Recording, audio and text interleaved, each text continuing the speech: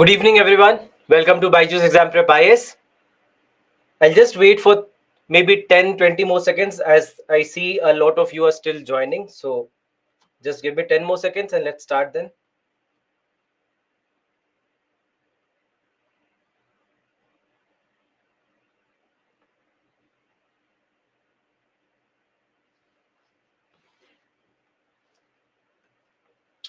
All right. So let's start with our session. So yesterday we had begun with our first chapter, that is energy. And in the energy section, we had started with, or rather, we had completed one portion, that is non-renewable energy sources. So today in this session, we are going to have a discussion on all the renewable sources of energy. And this is where we'll start with a basic discussion on renewable energy first, and then we'll move on to all the sources. So first we'll discuss about solar energy, and then we'll move on to wind energy, geothermal energy, and if the time permits, we'll also discuss about biofuels. So these are the things that we are going to discuss in today's class. Now, first thing to start with when it comes to renewable energy, we discussed yesterday that when you have an energy source where the replacement rate is better than the consumption rate, then we'll call it as renewable energy. Now, in this context of renewable energy, we know that there are certain sources which can be called as renewable.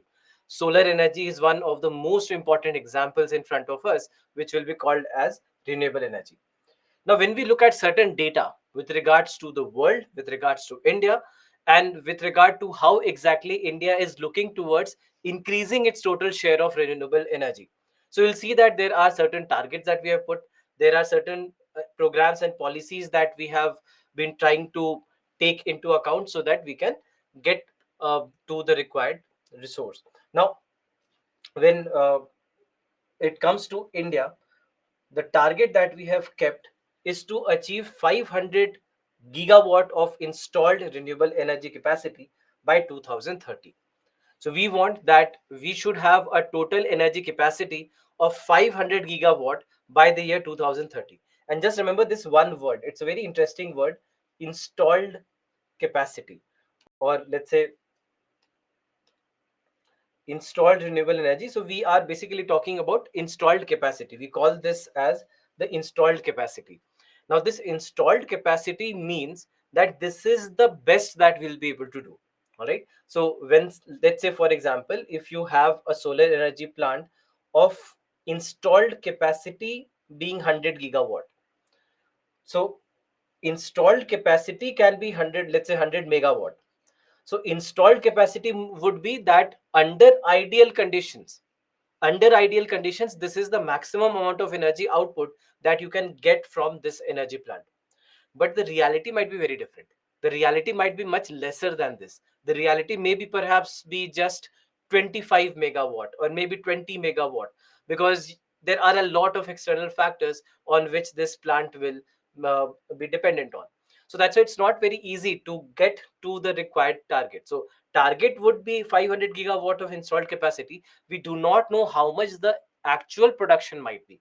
The actual production might be far lesser than this 500 gigawatt. So this is something that you should always know. And whenever we talk about any target, all right, whether Indian targets or worldwide, anywhere in the world, wherever any target is being spoken of, the target basically means installed capacity, that this is the installed capacity that we want out of this energy source. Now, overall, when it comes to 500 gigawatt, out of this 500 gigawatt, we have a target of 280 gigawatt is planned to come from solar power. Then 140 gigawatt is supposed to come from wind energy. And then after that, there are other sources. So you might know that, for example, we are also working on green hydrogen. We are also working on biofuels. So there are all these different factors also, all these resources also, which will combine their forces. Hydroelectricity is also going to be a very, very important component. So all these components will join their forces together so that we can achieve an installed capacity of 500 gigawatt. So, but just remember that out of everything that we have planned, the most important sources for us are going to be one, solar energy, and second, wind energy. Now, apart from that, there is another target that we have kept for ourselves, and this is that 50% of our electricity should come from non-fossil fuel sources by 2030. All right. So on one hand, we say that okay, for renewable energy, our target is 500 gigawatt by 2030. At the same time, our energy requirements, or rather our electricity requirements, should come from at least 50% should come from non-fossil sources, non-fossil fuel sources. Now, this is where you should also understand that there we have used two words here. On one hand, I used renewable, right? I used renewable energy as one term, and on the other hand, we are talking about non-fossil. Is there a difference? Is there a difference between what is non-fossil and what is renewable? If so, can you tell me first, and let's have a discussion on it. Is there a discussion? Is there a difference between renewable energy and non-fossil energy?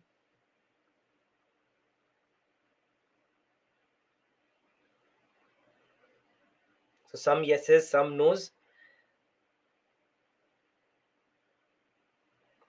But anyone who feels that there is a difference, can you tell me what do you think is the difference? What according to you is the difference between renewable and non-fossil?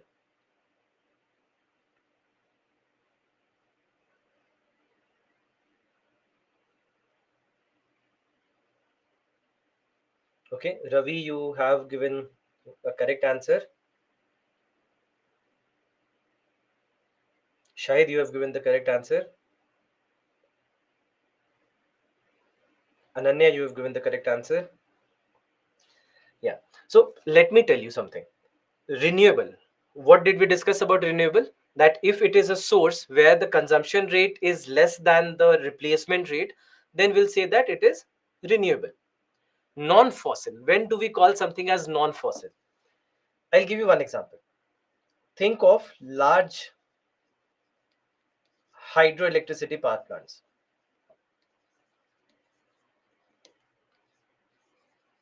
Now, why especially large hydroelectricity power plants?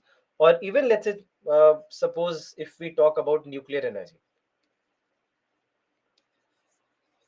Just think of these two. And why especially I'm mentioning these two sources. Large hydroelectricity power plants, wherever they are being constructed, we would have to construct large dams, right? Large dams will be constructed wherever it is. Now, these dams, they would have submerged a lot of land, correct? A lot of plants, a lot of flora, a lot of fauna perhaps would have been submerged because of the construction of that dam. Now, when that happens, what it also means is that all these organic things that have now been submerged underwater, they will start to decompose. And as they start to decompose, they will emit a lot of methane. Methane emission will happen from here. So any organic source which is underwater or which is getting decomposed, the decomposition process itself will lead to a lot of emission of methane. So in this case, when it comes to large hydroelectricity power plants, a lot of methane emission will happen.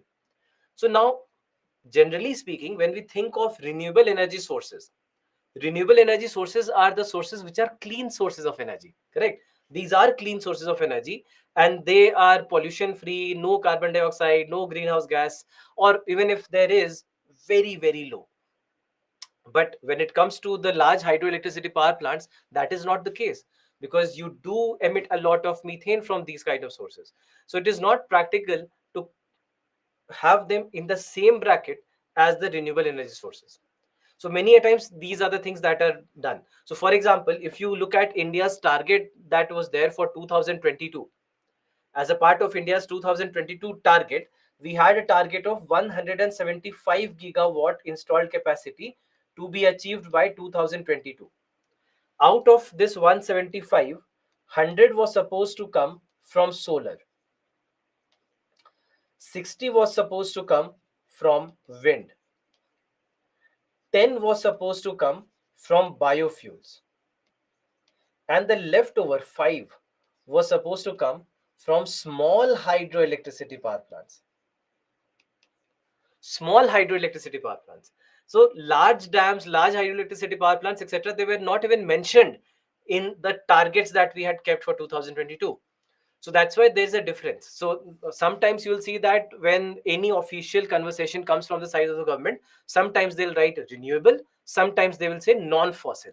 So when they say non-fossil, they include nuclear energy, they include large hydroelectricity power plants as well. Otherwise, when they say renewable, they mean solar energy, wind energy, geothermal energy. So these kind of things will be associated with renewable only. So that's why just remember these kind of words become important, because many a times you'll see that these might be used interchangeably. So you should have very clear idea of what is renewable versus what is non-fossil. So this is basically what we have. Now, overall, what we see is that India has a long-term goal of net zero emission by 2070. So we want that by 2070, we should not be emitting any extra carbon dioxide. Any extra carbon dioxide. That is the goal. That is the ultimate goal that India has. Now, apart from all this, there is this goal. So all these goals that we are talking about, it's in terms of what India wants. So this is India, this is India, this is India, this is India, and this is India. But this is the goal that the world has kept. Carbon emission reduction, reducing the carbon intensity of economy by 45% by 2030 compared to 2005 levels. This is a target that was agreed upon by most of the countries of the world as a part of also the Paris Climate Summit. And this was very, very important to keep the total increase in temperature of the average increase in temperature of the world below below 1.5 degrees Celsius. Below 1.5 degrees Celsius. So just remember this. Now, in this particular scenario, when it comes to this target, to achieve this target to remain under 1.5 degrees Celsius increase in temperature from the pre-industrial levels, we needed to reduce the carbon dioxide emission by 45% by 2030. Now we are in 2024 right now. Any guesses how much of reduction we have been able to do? Can you take a wild guess and tell me the data? If you know the data, great. If you don't know, can you take a guess?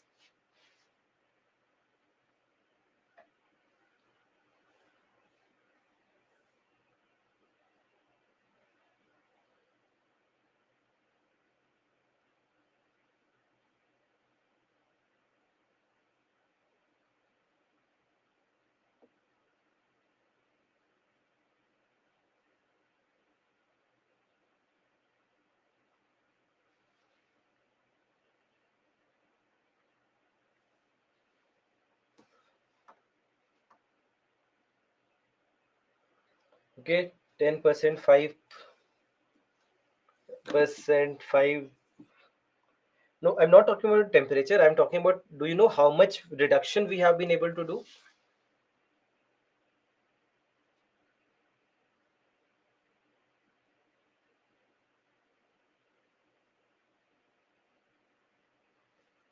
So world over, the where we stand right now is approximately as at 20%, you can say. Approximately at 20%, although different websites and different data will tell you different stories. Approximately 20%. When it comes to India, when it comes to India, we basically say that we approximately have achieved 33% reduction in the carbon dioxide emissions that we were doing. US has been able to do approximately, I think, 17%, if I'm not wrong. So these are some of the data. Although the problem that we have seen is at in the especially in the last couple of years, where we have seen that the amount of emissions, carbon dioxide emissions, has again started to rise because of a lot of activities that a lot of countries have been doing in the post COVID situation. We have seen that again there has been a rise in the carbon dioxide emission worldwide. So that is something that can be a bit dangerous, because overall we see that this is something that has to be done, because otherwise once permanent changes start to happen, there is no going back from there. And then we'll have to start thinking of what can be done for mitigation. right now still there is a chance that we can start reducing our consumption, start reducing our emissions, and take steps that are helpful for the future. So that's why these are some of the data points, these are some of, you can say, the introductory points about renewable energy. Now let's go to every bit of renewable energy one by one. Any question if you have from whatever we have discussed until now, anything that you want to ask?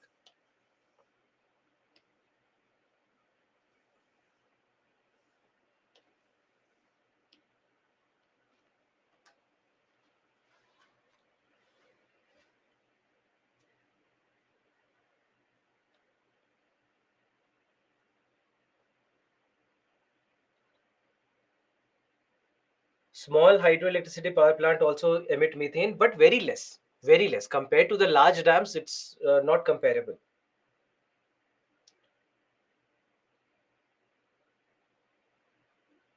How is geothermal non-fossil? Geothermal will actually be called as renewable more. We'll discuss about geothermal in some time. Just wait for some time. One line difference between non-fossil and renewable. One line difference would be greenhouse gas emissions, or something you can say on the lines of polluting versus non-polluting. So in case of large hydroelectricity power plants, there is methane emission. In terms of nuclear energy, there are radioactive wastes. So that's the reason why we prefer calling them as non-renewable. Should I remember all the factual data? Some of these data are very crucial data. Whatever you see on the board right now, apart from what I've written, the ones that are already printed, these are very, very important data. And these are the data targets that India has, the world has. So, absolutely important data. How large dams emit CH4? The main reason why they emit CH4 is mainly because of the decomposition of all the submerged biodiversity.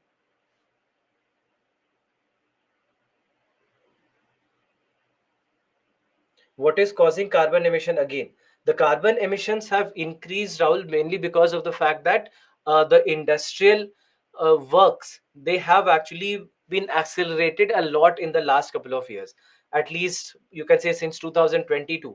After 2020 and 2021, the economic slowdown that happened mainly because of COVID-19, to make up for the lost time, we see that again 2022-23 onwards, the industrial activities have risen a lot, and that has led to a lot of increase in carbon dioxide emissions.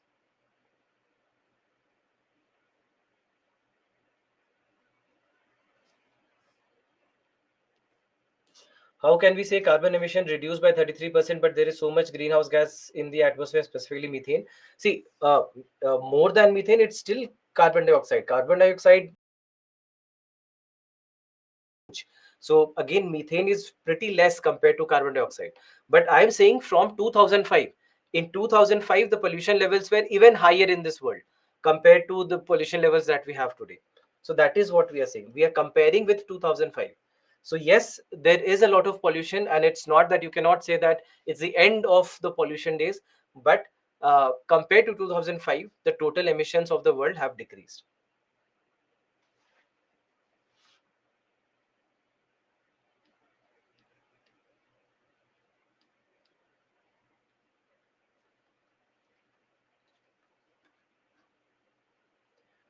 Small hydroelectricity power plant means less than how many? Generally speaking, when it comes to small hydroelectricity power plants, we have smaller plants of 2 megawatt, 5 megawatt, 10, 20 megawatt. So these are pretty small as compared to the larger dams. Why nuclear energy not renewable? We'll discuss that later when we go to the nuclear chapter tomorrow.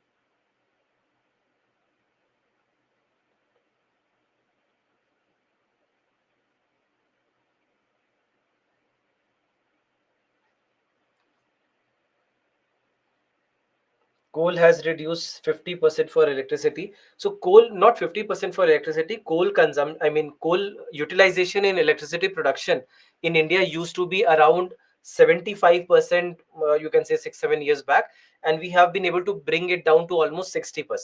So approximately 15% of reduction will have we have been able to do.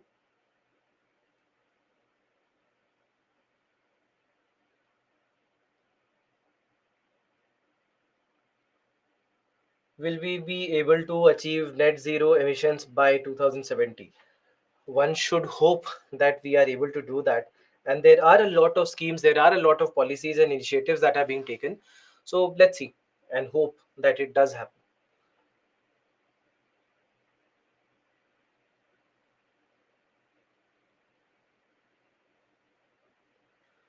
I was absent in yesterday's class. Should I take it now? Complete? No, so you can do it later also, because today, whatever discussions we are going to do has no relations with yesterday's class. So you don't have to worry about it.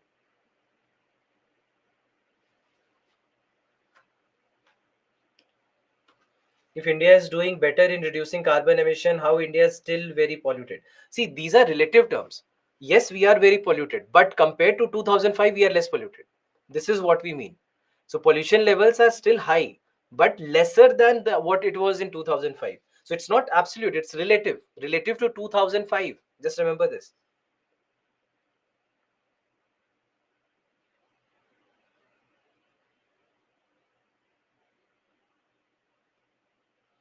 Methane released in decomposition of organic matter? Yes, always. are the are all the policy or are all the policy really implemented? Yeah, policies are implemented. Sometimes they succeed, sometimes they don't. And sometimes when they don't succeed, governments learn from them and then they come out with better schemes. And it keeps on happening. It's an evolution, that sometimes it will work, sometimes it will not work. When it doesn't work, they try to understand why did not it work, and they come out with something else. And we'll discuss that in some time also. There is something of the same on the same lines that we need to discuss.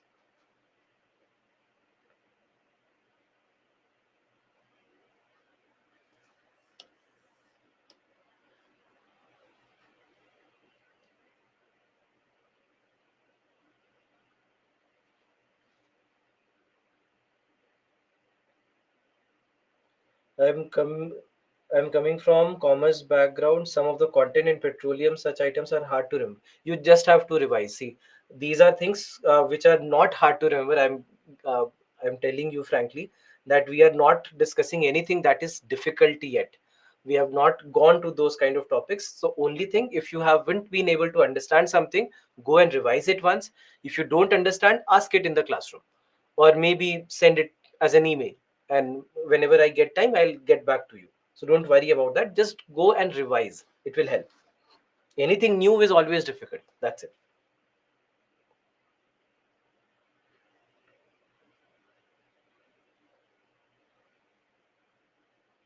What installed means? Installed means how much, I mean, for example, let's say any power plant that we have, we see that under ideal conditions how much power will it generate, and that is the installed capacity.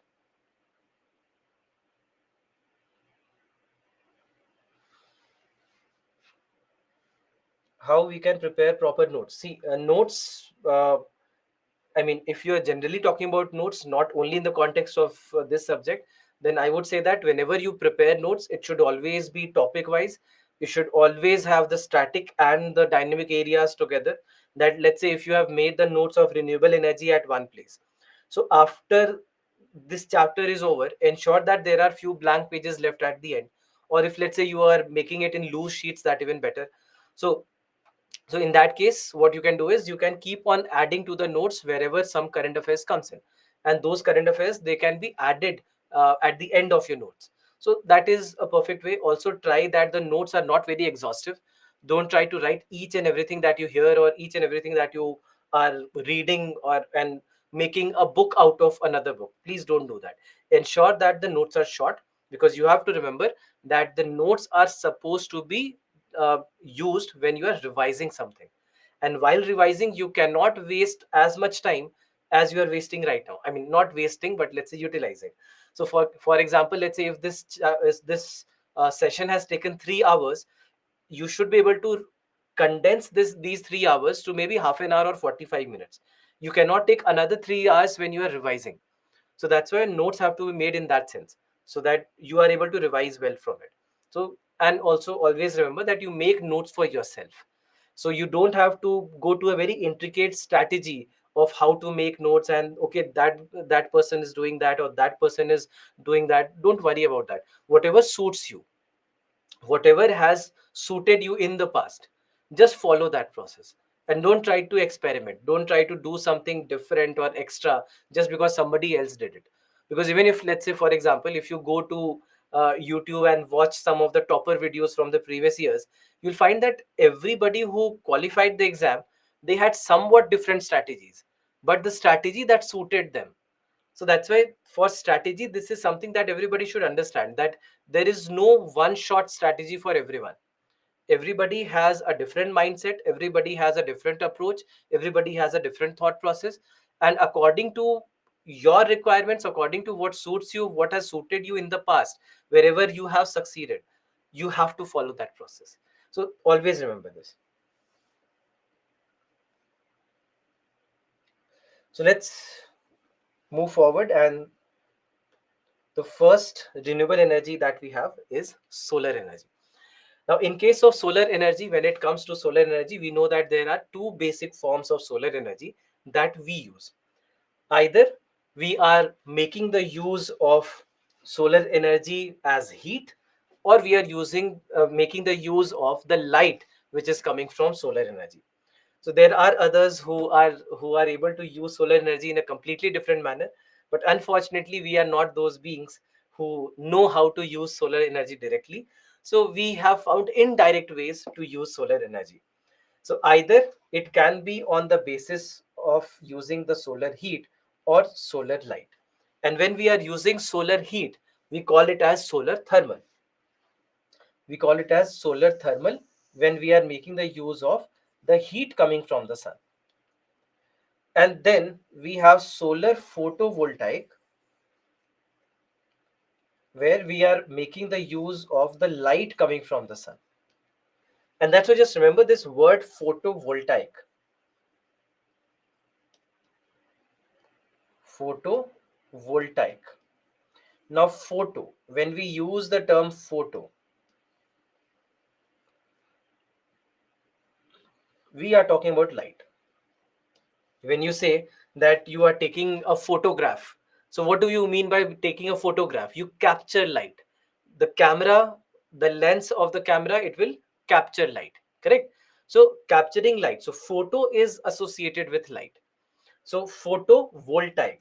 The other word that we have here is voltaic. Voltaic is associated with electricity, right? Voltage, the term you might have heard. So when we say voltaic, it means electricity, meaning that when we are using solar energy for generating electricity, it is called as solar photovoltaic. All right, solar photovoltaic. So when we are using solar light or solar radiation for generation of electricity, we'll say that it is solar photovoltaic. And when we are using the heat of the sun, so for example, let's say solar heaters are there, solar cookers are there, so these kind of things, they will be using solar thermal energy. So that's why this is basically how we see that basic ways in which we make the use of solar energy. Right now, when it comes to India, the total installed capacity that India has is 81.81 gigawatt as of March 2024. So as of the last month, our total installed capacity is 81.81 gigawatt. So now, when it comes to solar energy, there are two basic ways, as I told you, either solar thermal or solar photovoltaic. Now, solar thermal does not really have a lot of commercial use, but when it comes to solar photovoltaic has a lot of usage. So this is where we need to learn how exactly do we use the solar radiation. And to use solar radiation for electricity generation, we need solar panel. So solar panel is required for solar photovoltaic energy. Now, in this particular scenario, when it comes to solar panels are used to convert solar energy into electricity. All right, solar energy into electricity. Now, in this context, when we talk about solar panels, what happens here is that we are talking about converting solar energy into electricity. Now, what are solar panels? Solar panels basically are made of several individual cells. Now, what are these cells? These cells are made of semiconductors such as silicon. Understand what I'm saying. Now, So first, when we say photovoltaic basically is conversion of solar radiation, conversion of radiation into electricity. Conversion of solar radiation into electricity is called as solar photovoltaic. Now here we are talking about semiconductors. So first thing is, what do we mean by a semiconductor? Because semiconductors become very crucial in solar photovoltaic. So semiconductors basically are the types of material which are neither completely a conductor nor completely an insulator. So they have properties which are not completely the properties of a conductor where electricity can readily pass through, nor of an insulator where electricity cannot pass through them. So what happens in case of semiconductors is that under specific circumstances, they would allow the passage of electricity. All right. So semiconductors basically are material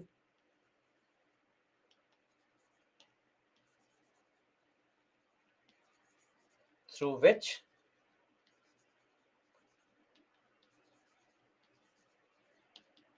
electricity can pass through. Electricity can pass through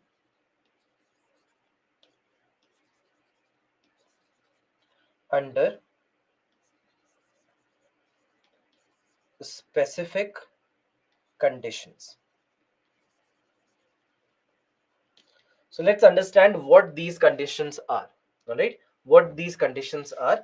So if you look at a solar panel, so what we basically see at a solar panel is that these sunlight or the solar photons that we have here, they are incident on the solar panel.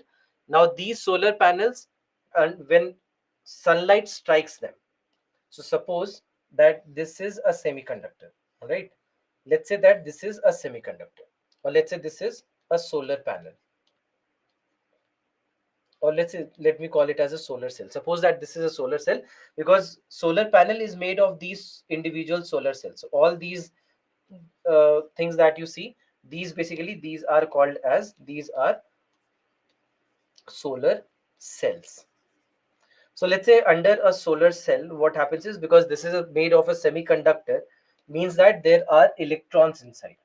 So these charged particles or electrons, they will be haphazardly arranged. They will be haphazardly arranged. Now, as sunlight falls on them, when sunlight falls on them, so suppose that sunlight is falling on this, sunlight or solar radiation. So as the sunlight falls, what happens is that all these charged particles, they get arranged in one specific direction, and now the flow of charge starts. So now they allow the passage of electricity. All right, now they become a conductor, you can say. Now they start acting like a conductor. So that's why they are called as semiconductors, because under these specific circumstances, we would see the behavior of a conductor in a semiconductor. So that's why these are called as semiconductors. So now when it comes to a semiconductor, so that's why this is something that happens. So I'll just write it down. When sunlight falls on a semiconductor,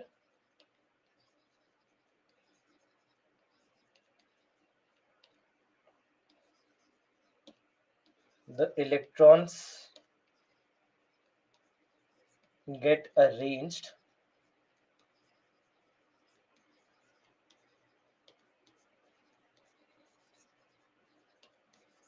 in a specific direction. Electrons get arranged in a specific direction,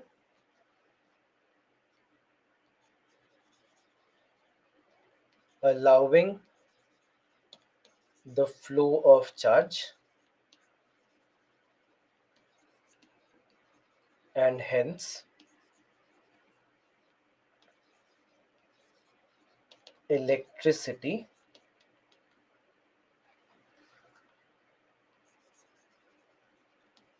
passes through the semiconductor,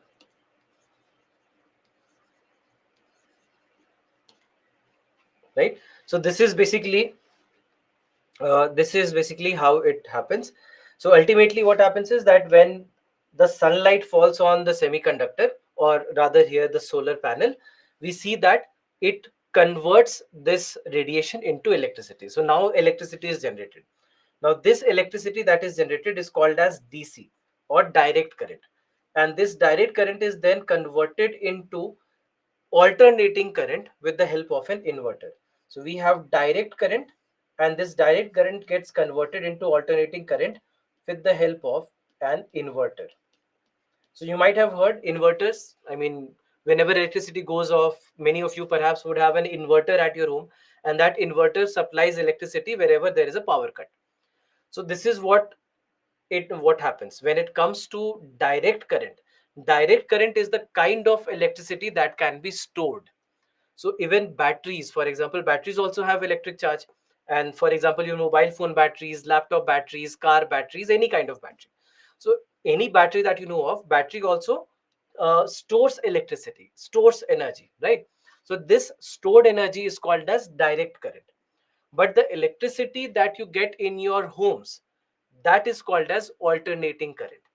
Why alternating current? Because the direction of flow keeps on changing. Let's not go there, but just because of the change in direction, it is called as alternating current, because it keeps on flipping. The direction of flow keeps on flipping, so that's why it is called as alternating current. And alternating current is what we need, or what is there in your electricity power supply.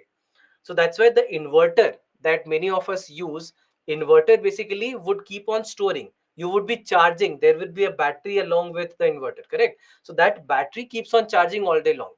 As soon as there is a power cut, this battery, whatever energy it has stored, it will start converting. So this direct current gets converted into alternating current, and then you get electricity at your homes with the help of an inverter. So that is the role of any inverter. That's why it's any device that helps in conversion of direct current into alternating current. So this is how solar panels work.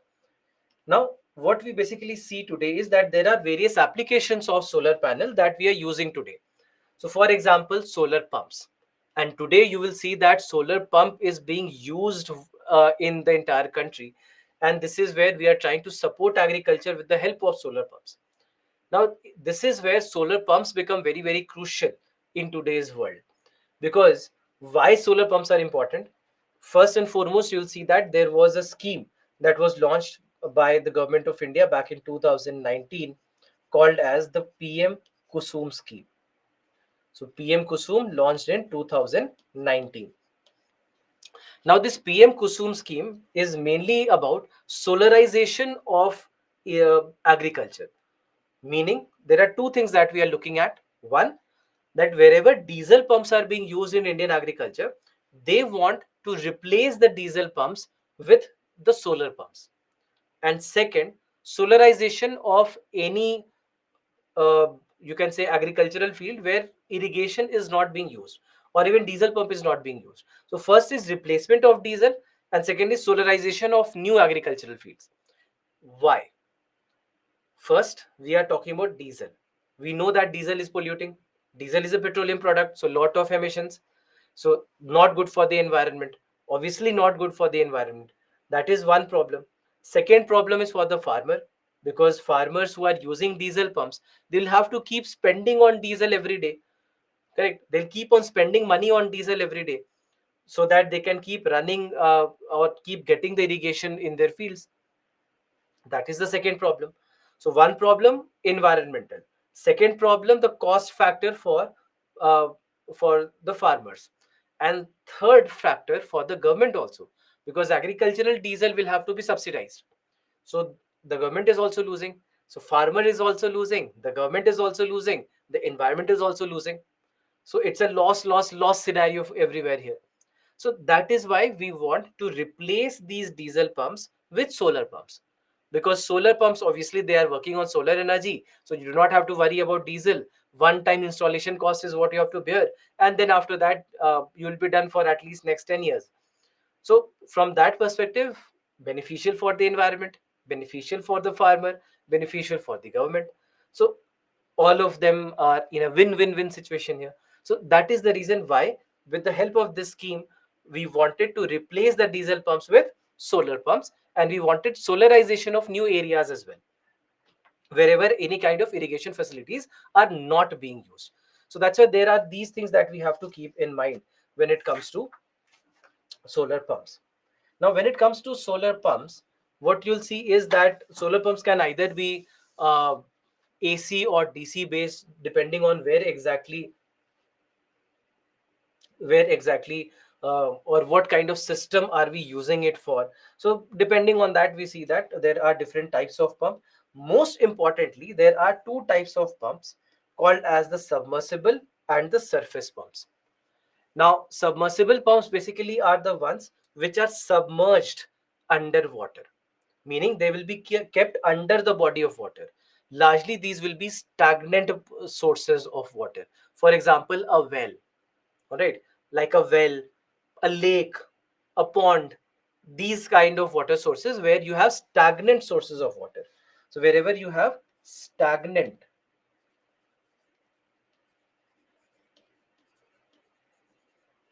so wherever we have stagnant water source, we'll say that it is what? It is submersible pump. And on the other hand, we have surface pumps. Now, surface pumps will be installed on the surface, yeah, right, on the surface, near a body of water, near a water body, and especially if you have running water, like a canal, for example.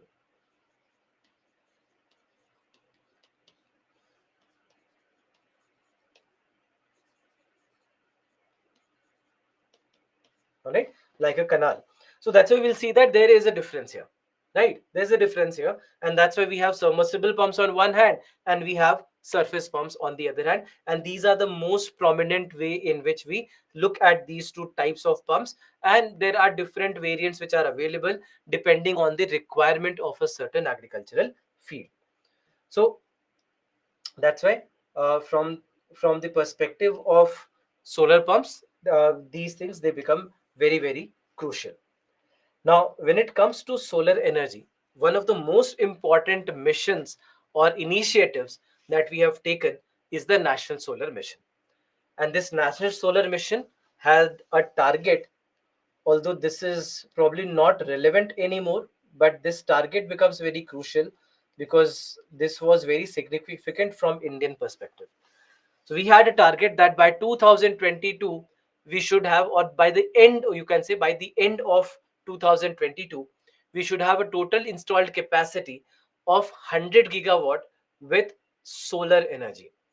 And this was named as the National Solar Mission.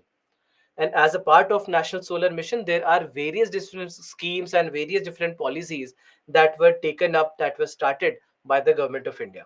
There was the Srishti scheme, there was the Surya Mitra scheme, there was the Solar City scheme. So there have been many such schemes, large solar parks were established. So we see that there were various initiatives and schemes and policies that were taken by the government of India as a part of this National Solar Mission, so that we can achieve the total target of going up to 100 gigawatt. Although we did not achieve the target, but we did very good work here, because when you look at India today, you'll see that India is fourth fastest growing nation in the world as far as solar energy is concerned. The capacity addition that we are doing every year is among the fastest in the world, fourth fastest to be exact. So that's why this is very crucial. That's why these figures are very crucial, because that showcases that India is progressing in this particular regard. So that's why it is something that was taken as one of the 8 key national missions, which comprises India's National Action Plan on climate change. So initially the target was 20 gigawatt, but this is something that was increased to 100 gigawatt in 2015. You can say on the sidelines of the Paris Climate Summit. So That's why this became very crucial. And overall, we wanted to take long term policy, large scale deployments, aggressive research and development, and domestic production. Now, domestic production also has been a very, very significant portion of this entire mission, because we wanted to shift towards domestic production. And you'll see that we started doing it a lot, although we are still struggling, and there are still new programs and policies that are being brought in by the government of India to ensure that we can have better production in the country. So until now, it was more about the quantity, the scale. Now we want improvement in the quality as well. So in the quality also, now we see that in India is trying to improve the quality of the solar panels, for example, that we are producing. But when we started with the mission, it was more about domestic production, because a large portion of our solar panel needs were being fulfilled by either China or the US. China or US. And domestic industries were hardly to be found. There were only few of the domestic players which were capable of producing large numbers of solar panels. So that's why what we see is that uh, as a part of Make in India initiative, the production of solar panels, the production of other solar components, they were all started to be taken up. And that is where we even in the world fora also we went and said that look, we are going to look towards producing more in India. And there was a controversy also that happened between India and US back then, when India said that we are going to produce solar panels in India and we are not going to import a lot anymore. This is when US had made an issue out of it in the World Trade Organization, saying that US, the domestic market of US, was hugely dependent on Indian markets, because India is a huge buyer for the US. If India stops buying, right, if there is no demand, there is no requirement of supply, so then the domestic market collapses there. The domestic employability collapses there. That is what the concern for US was. And that's why we saw that there was some friction that happened between India and US on this domestic production thing. So but then we said we started slowing down our imports and we started producing in India. But then we have seen that there have been a lot of quality issues that have been raised from time to time about Indian solar panels and Indian solar components.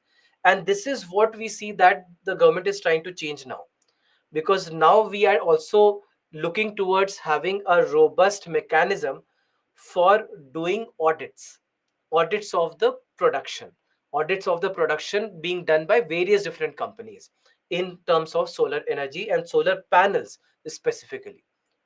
So that's why we see that there are all these kind of steps that are being taken by the government to ensure that first we wanted to scale up the industry. Now we want to have a better quality, so that it's not only the domestic industry that is being fulfilled, or the domestic requirements that are being fulfilled, but at the same time we can go and step out into the international market also, and maybe become a competitor in the international market. Because when it comes to solar energy, this is a sector which is only going to grow further. Correct, it's only going to grow further. It's not going to collapse, or it's not an intermediate thing, or it's not a short term thing. So right now we see that India is among the fastest growing nations, so this is probably also the time to take advantage of that, so that we can become better producers with better quality and larger quantity, and maybe start supplying to the world. So let's see. And this is basically the path that we want to take, and we see that there are certain steps being taken which are towards that path.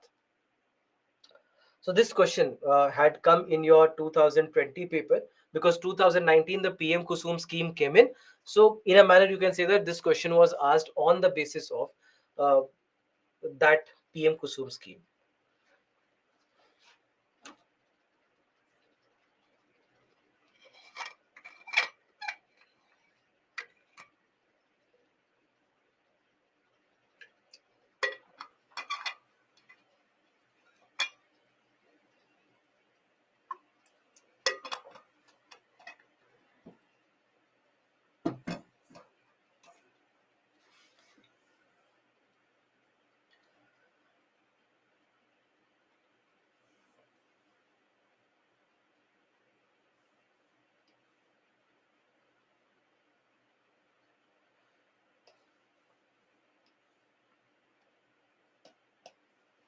Can you please mark your answers and then let's have a discussion on this question?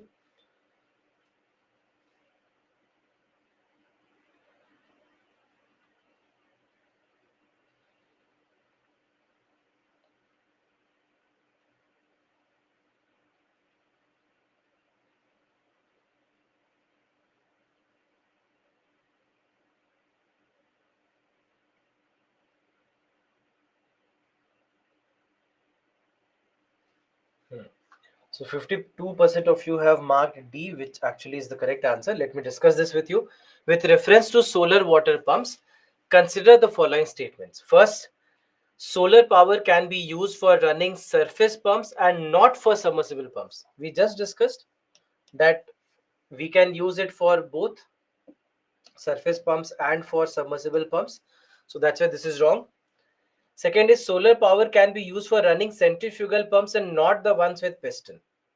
Now let me just go back to that diagram. So the ones with piston, do you know what is piston? If you've seen an injection, so if you see injection, there is something that you pull, right? Something that gets pulled, and that is what will lead to the rise of liquid inside the injection. So whether it is, let's say, if they are drawing blood from your body, or maybe there's a vaccine that is being drawn from a bottle.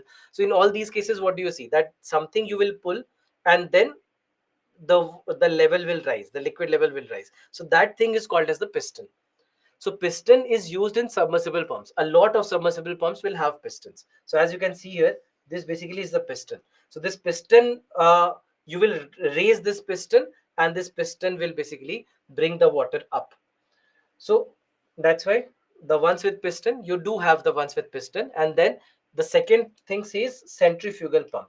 So centrifugal pump is basically the pump where you use centrifugal force. So where there will be a motor that will be rotating, and with the rotation of the motor, it will keep on throwing water outward. All right, it will keep on throwing water outward with its rotation. So that is called as centrifugal. So again wrong, because it is writing not the ones with piston. That's wrong, because you can use it for the ones which are using piston as well, and these are also called as positive displacement pumps.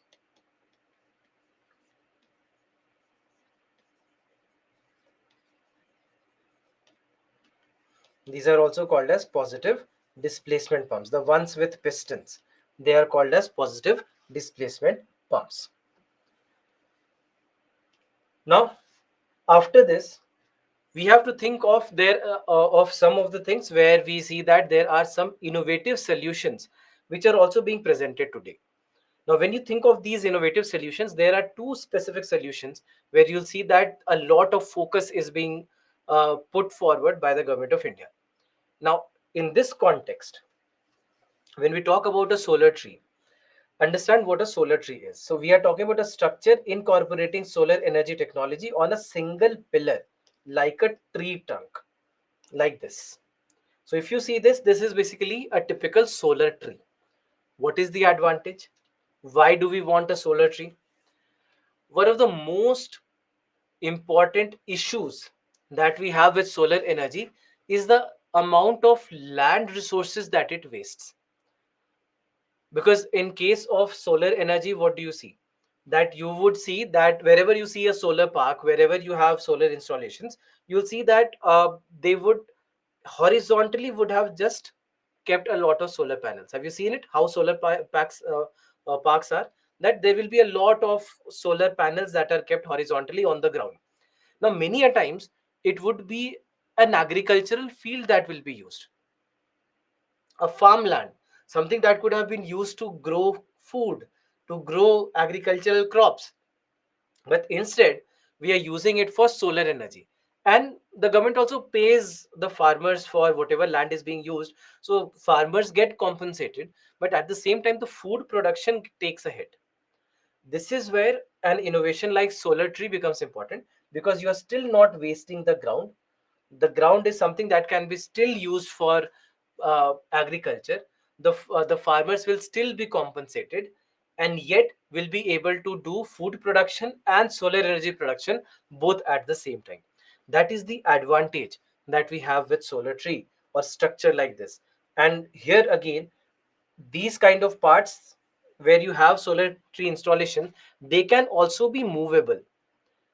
They can be made to be movable so that they are moving along with the direction of movement of the sun, so as to get the maximum intensity possible, getting the maximum solar energy intensity possible. So that's why in a lot less area we'll be able to generate a lot more power. And the kind of scaling up that we need to achieve the targets that we have kept, we probably will need these kind of solutions. So that's why these are some of the advantages that we have for a solar tree.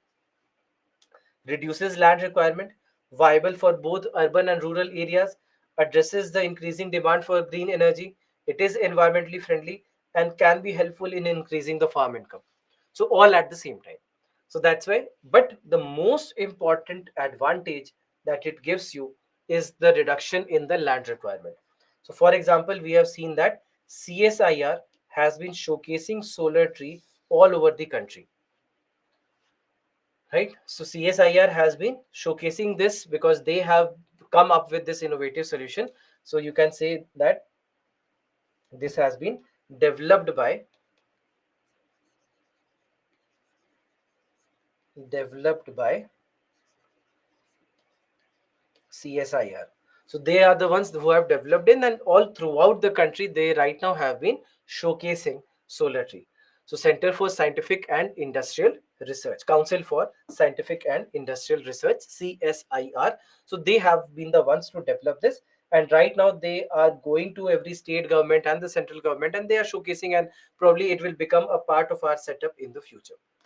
Then another important uh, solution has been floating solar power plants. As you can see that in these kind of plants, what we are doing is that instead of installing these large solar panel plants on land and wasting land resources, we are doing it on the body of water. And by doing that also, we are able to solve certain problems. So here also, so that's why, so they can also be called as floating solar photovoltaic systems. They would float on the surface of a body of water, and typically it can be a lake or a reservoir, any stagnant source of water.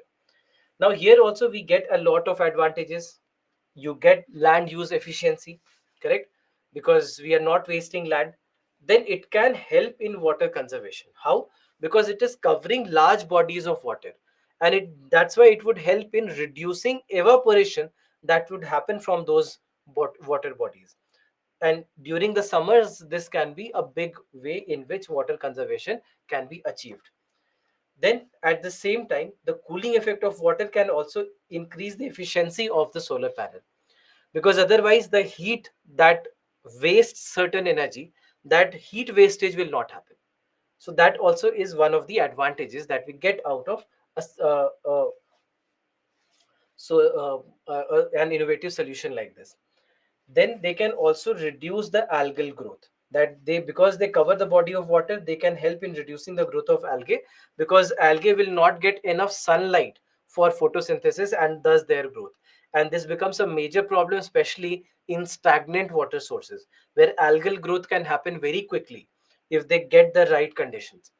So that's why that condition is being cut off from them, correct? We are cutting off that condition from them, and that's why this is also a very very important way in which we see advantages of this floating solar panel. But can you think of disadvantage, a major disadvantage?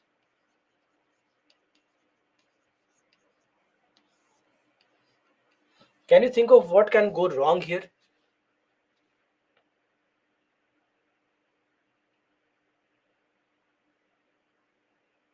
Yeah, Himanusha, you are correct. Pradeep, you are also correct.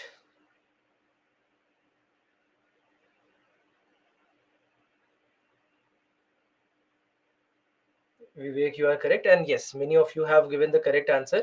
So, main problem is when we say that photosynthesis cannot happen, correct? When we say that photosynthesis cannot happen,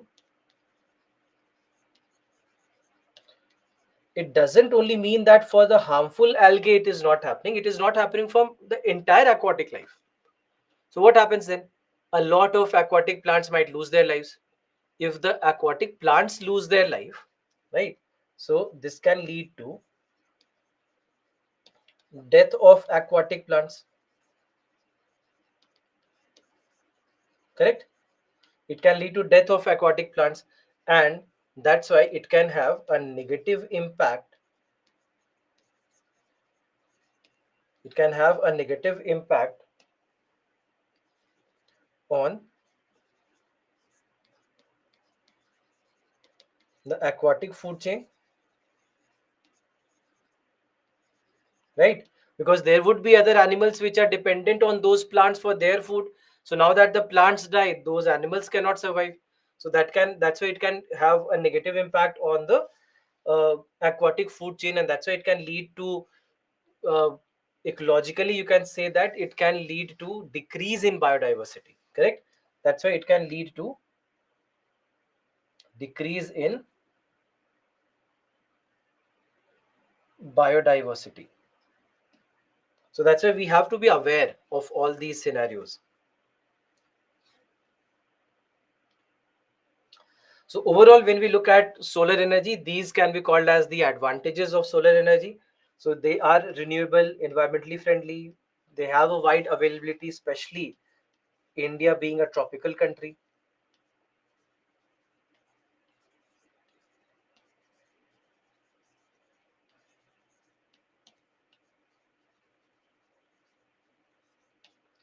Then they are versatile because they can be used in many forms.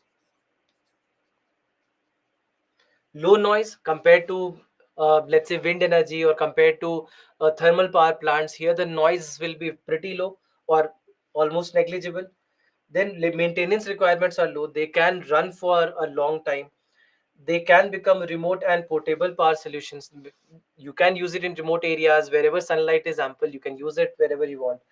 They give you a very good return on investment, because initial installation costs sometimes can be high, but when you look at a 10-year period or a 20-year period, this is where you see the advantage or the return on investment. It helps us in increasing the energy security, and this is very very important, because ultimately what happens, it helps us in self reliance.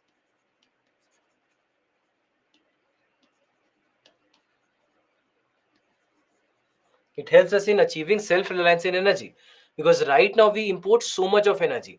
As we start to increase our share of solar energy, the requirement of importing a lot of petroleum products will also decrease. So that's why that is called as energy security. So very very crucial. And then lastly, it will help in employment generation also. So with so many requirements and so many new requirements, we see that a lot of new opportunities also come up and people get their employment opportunities.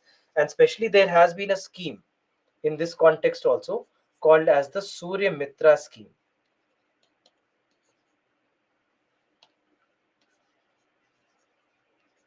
Surya Mitra scheme, under which the government has tried to do skill development of people in the solar energy sector, and that's why increasing their chance of getting employed, because then they would have some skill set that will be useful in this sector. And that's why we have seen that as a part of the Surya Mitra scheme, various different states have offered a lot of jobs to a lot of individuals who have completed their training as a part of the Surya Mitra scheme. So that's why there are all these advantages with solar energy. Disadvantages wise, initially it can be expensive, although as we discussed that return on investment is very good. So in a 10-year period or in a 15-year period, it is going to be advantageous. Then another problem is that it's a daylight only solution. So only when you have solar energy is only when you can get solar energy. It is vulnerable to atmospheric conditions. So if you have cloudy weather, if you have rainy weather, right, if you have air pollution, all these kind of atmospheric conditions, they can actually lead to decrease, right? They can lead to the decrease in total solar radiations that we have available. Recently, just a couple of days back, there was a news in the Hindu, and this was about how there is a reduction happening. There's a reduction happening in the total solar intensity, and largely because of solar pollution, air pollution, and the role of aerosols that we see there.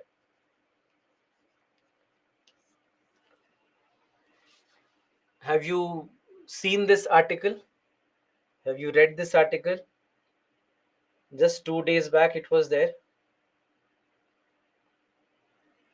It's also a trick question to understand how many of you attend the daily Hindu analysis, because only a couple of you are saying yes, and the people who are saying no, it means that you are not regular with your current affairs, because I have discussed this just 2 days back on 28th of April. Go back and please learn from there. Just go to that article. I'll not tell you here. Please go back there and learn from there what's happening. Because so that's why many of you have fallen for this trick. The people who are saying yes, I'm glad. People who are saying no, please go back and make it a habit to be regular with your current affairs. So it is vulnerable to atmospheric conditions, that if you have a lot of cloudy weather or rainy condition or air pollution, all these things will lead to decrease in the total solar radiation that is available to us. Then it has a large footprint. We discussed about the land requirement, right? We discussed about the land requirement. So that is becoming a big that is also a big challenge, because we are wasting a lot of land in this situation. Then there is something called as manufacturing pollution. Now, when we say manufacturing pollution, during the manufacturing of many of the solar components, we do use a lot of energy, correct? And this energy is fossil fuel based. So if you have an industry where glass is being produced, or where semiconductors are being produced, plastics which will be used in solar panels are being produced, all these are leading to some kind of pollution. So that's why manufacturing pollution, that during manufacturing, the kind of pollution that happens, but it is not comparable to the pollution of fossil fuels at all. Please don't think that it is a comparable pollution. It is negligible. It is negligible as compared to the pollution being caused by the fossil fuels. And then after that, there is electronic waste as well. So electronic waste meaning the various different components of solar parts and appliances, which will have to be discarded eventually, correct? Eventually they have to be discarded. And this is going to be a problem. Some of the experts have said this, that India started growing in the solar energy sector around 2014 to 16. A solar panel will function well for like 10 to 12 years, or maybe up to 15 years, but then they will start malfunctioning, and maybe there is a change required after that. So then all of a sudden there will be a lot of electronic components, a lot of glasses, a lot of plastics, a lot of semiconductors that will be waste. So we have to have very proper waste management rules, and that's why we have something called as the e-waste management rules.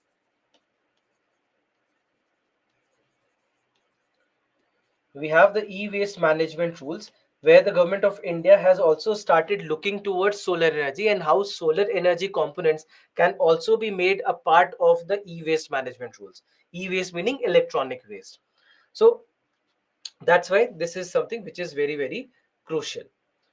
So overall, uh, we have to understand this, that even for example, disadvantages wise, you can also talk about the heating effect, that there is the heating effect that happens, and for ensuring that heating effect does not happen, we use a lot of water. We use a lot of water to keep them under check, and that also is in a manner, you can say, wastage of water. So smaller disadvantages, you can say, but there are bigger advantages. So right now, we cannot discard solar panels. Yes, solar panels have some limitations here and there, but we have to find ways to overcome that, right? Whether it is about water, whether it is about electronic pollution, whether it is about manufacturing pollution, whether it is about the large footprint, these are things, these are situations that are manageable. So we have to find ways to manage these problems. So this is basically about solar energy. Now before going to wind energy, any question if you have, anything that you want to ask from here?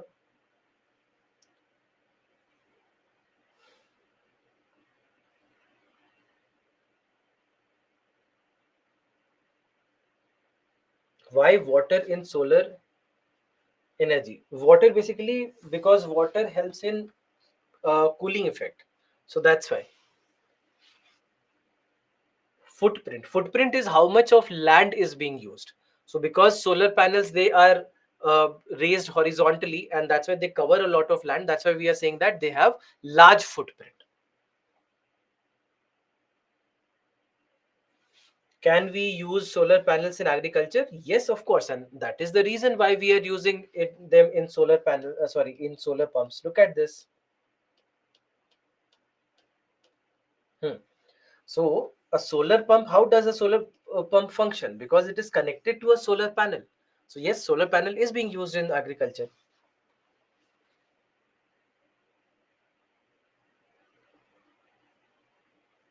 What kind of questions come in mains and prelims? See, it depends on what can come. I showed you one example. I'll show you the mains examples at the end of the chapter.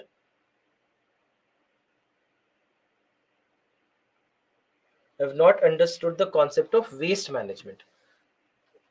I did not talk about waste management, did I? If you're talking about e-waste management rules, I'm just saying that as a part of the policy that we have for electronic waste management, we have now started including the solar components as well. That is the only thing that I said. Without knowing current affairs, I can't understand this subject. What is there not to understand?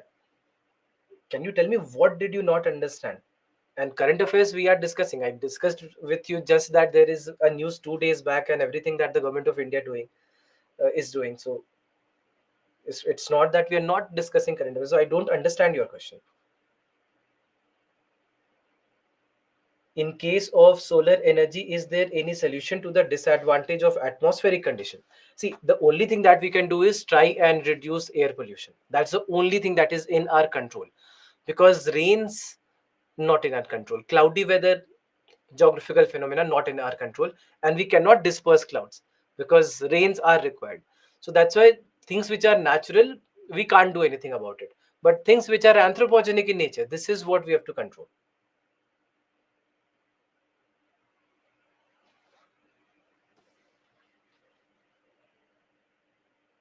Your way of explaining concept is great. Oh, thank you, Aditya. But in water, there will be problem to the animals living in water. Correct. That's what I said. That with uh, plants not getting enough sunlight for photosynthesis, the animals who are dependent on these plants, they will also be negatively impacted. So it will impact the entire biodiversity of this aquatic system. Is there any advantage of solar tree? Not that I can think of. After this subject, shall environment and ecology start? I am not sure. I'm not sure. I don't know what subject is next. In floating solar panel, when the level of water increases, the panel get merged. So no, we will take care of whatever requirements are there. So any external factor that can lead to a problem, whether it is increase or decrease of the water level, those things will always be taken care of.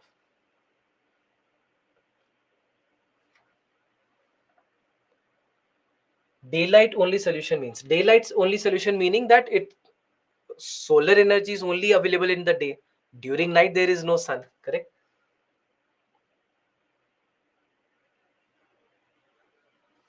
Weekly webinar is enough for current affairs, or should I attend daily current affairs? See, preference always should be given to daily current affairs. If that is not possible for you for some reason, you are working, you are studying something, then okay, fall back to weekly webinars. But if you have time, or I would say that preference should always be given to a daily current affairs. What is Srishti program related to solar energy? So what now has become the Surya Ghar Yojana, the recent solar rooftop energy program that has been launched by the government of India just 2 months back. That used to be the Srishti scheme earlier, and Srishti scheme did not succeed a lot. We had big targets there, and the targets we hardly achieved almost 25% of the targets. So that's why that Srishti scheme did not work well. You can say that this Srishti scheme now has been rebranded and has been reintroduced with certain modifications because of the learning from the previous mistakes. So now that's why that Surya Ghar Yojana that we have for solar rooftop installations, which was introduced by the government of India just a couple of months back, that you can say was is something which is parallel to the Srishti scheme that used to be there a few years back. Answer writing I'll discuss after whenever I'm taking the questions. At the end of this chapter, I'll discuss answer writing as well. What is the recent Great Indian Bustard case with regard to solar panel that was in current affairs? So largely, basic, it's about that how solar and not only solar but solar and wind energy both. So in this case, what's happening is that in many of these areas where large solar installations or large wind installations have been done, there are high power transmission lines which are running from these areas, right, across these areas. Now these are also some of the areas which are very critical areas because Great Indian bustards, they live in these areas, and there have been certain cases of deaths of great Indian bustards because they got electrocuted. There are some got electrocuted because they touched the high power transmission lines. So that is where we are saying that already you have a critically endangered species, and that critically endangered species is also getting electrocuted, and they are dying.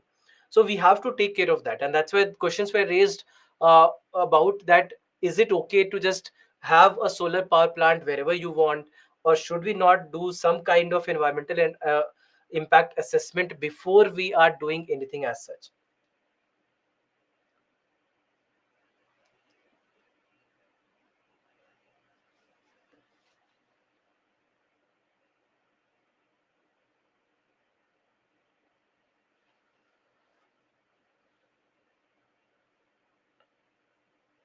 How to make notes of the DNA? You can actually use the PDFs instead of making notes, because note making should be only done by people who have enough time. That if you, let's say, you if you tell me that you have 10 hours a day to prepare with, then I would say that yes, go with the newspaper, also make notes from there. There are a lot of notes that we are giving, so make notes out of it. But instead I would still prefer that if you can use the PDFs that are being given, because that already has all the notes that you would need otherwise to make notes from. Dust on panel gives low energy. That's also true. Life of solar panel largely 10 to 15 years. I will give my paper 2027, so I need not mug up current affairs.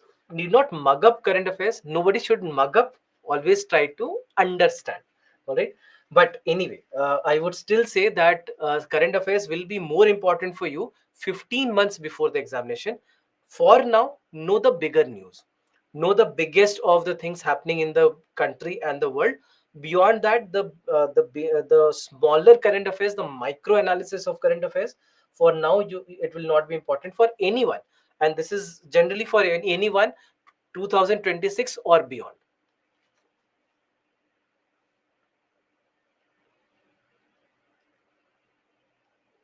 Any protection required for solar panels on rainy days? Not specifically. Which is better to study PPTs of daily current affairs or monthly magazines? Daily. See, if you can do daily, you should do daily. If you can't, weekly. If you can't, monthly. Monthly should be the last resort.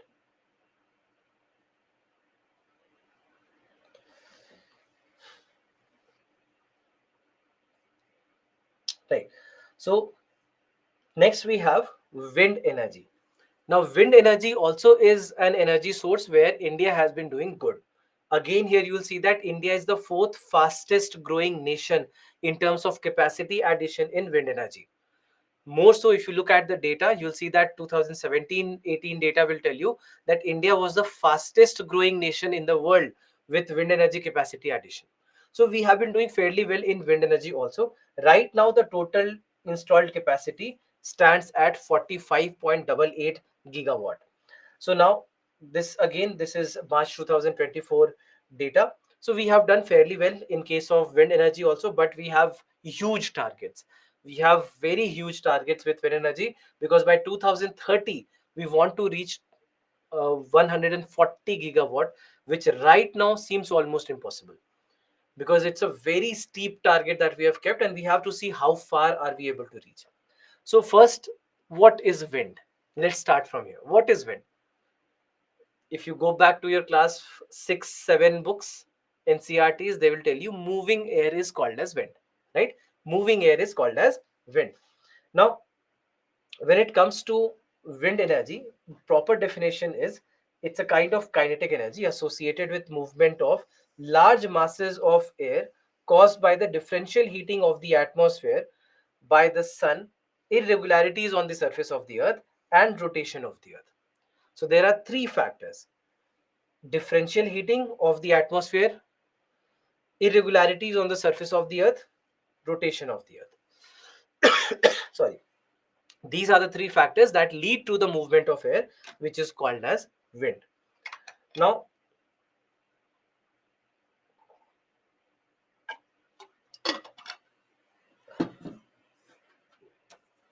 when we look at this kind of horizontal movement of air masses, this is called as wind. Now, when we look at wind patterns, we know that there are various different factors that are leading to the wind generation, or maybe the differences in the speed of the wind. Now, for wind production, when you look at the 5 Indian states which are doing the best job with wind energy, these are Tamil Nadu, Gujarat, Maharashtra, Karnataka, and Rajasthan. Now, if you notice, 4 out of these 5 states, these are coastal states. Tamil Nadu, Gujarat, Maharashtra, Karnataka. All these four are what? Coastal states. Fifth one is a desert state. So do you see a pattern that these are states which have wide open areas? Correct. These are all states which have wide open areas, and that's why the wind generation here is better. That's why wind energy production here is better. So that's why these are the top 5 states. Now, with regard to wind energy, what we basically see is that there are these fans, you have these windmills, and these windmills, there will be a rotation in the fans of these windmills. And then this is where we'll see that this is what uh, happens because of flow of air. That wind movement leads to the rotation where you have kinetic energy being generated, and this kinetic energy gets converted to electricity, right? This kinetic energy gets converted to electricity. So this is how we look at uh, electricity generation that happens from wind. Now, overall, when it comes to wind energy, one thing that becomes very very crucial, and in today's discussion it becomes very crucial, is offshore wind. Now, when it comes to offshore wind, what do we mean? Generally speaking, what we see is that the installations that we do, the installations of the windmills will be done in areas, or wind farms will be constructed or will be installed in the areas where you have very wide open spaces available. That's why coastal states are preferred. That's why wide deserts are being preferred. So we look for these wide open areas where the flow of wind is also good and is uninterrupted. So uninterrupted, we need two conditions. Generally, when it comes to India, you'll see that the installations are done at 100 meters height and at 15 or and having at least 15 kilometers per hour wind speed. So these two things become very crucial for having good wind generation. Now, in this context, when we look at offshore wind, offshore wind is when you are not really looking on land where you have wide open spaces, but instead you go to the ocean, you go to the seas, the continental shelves, and we are using the oceans and the seas for wind energy installation. So this is called as offshore wind. Now, when it comes to this offshore wind now has been increasing. You'll see that the total capacity of offshore wind has been increasing in the world. And worldwide, starting you can say from the European countries, because European countries have been the ones who have taken the initiative in terms of offshore wind. But when it comes to offshore wind capacity addition, you'll see that again here China has been doing a great job. China has been doing a great job, because this is where you'll today see that countries like United Kingdom or other European countries, they used to have a big share of offshore wind. But when it comes to when you look at today's data, you'll see that today's data will tell you that now China has been leading the way.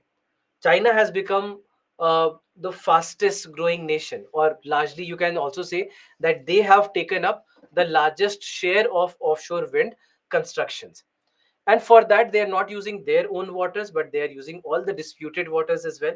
So, for example, you might know about the disputes in the South China Sea, where there are so many nations who are fighting for who owns the portions of South China Sea. But doesn't matter for China. For China, the entire world is China. So for them, the South China Sea is China. For them, Arunachal Pradesh is China. For them, Ladakh is China. So unfortunately, this is how China works.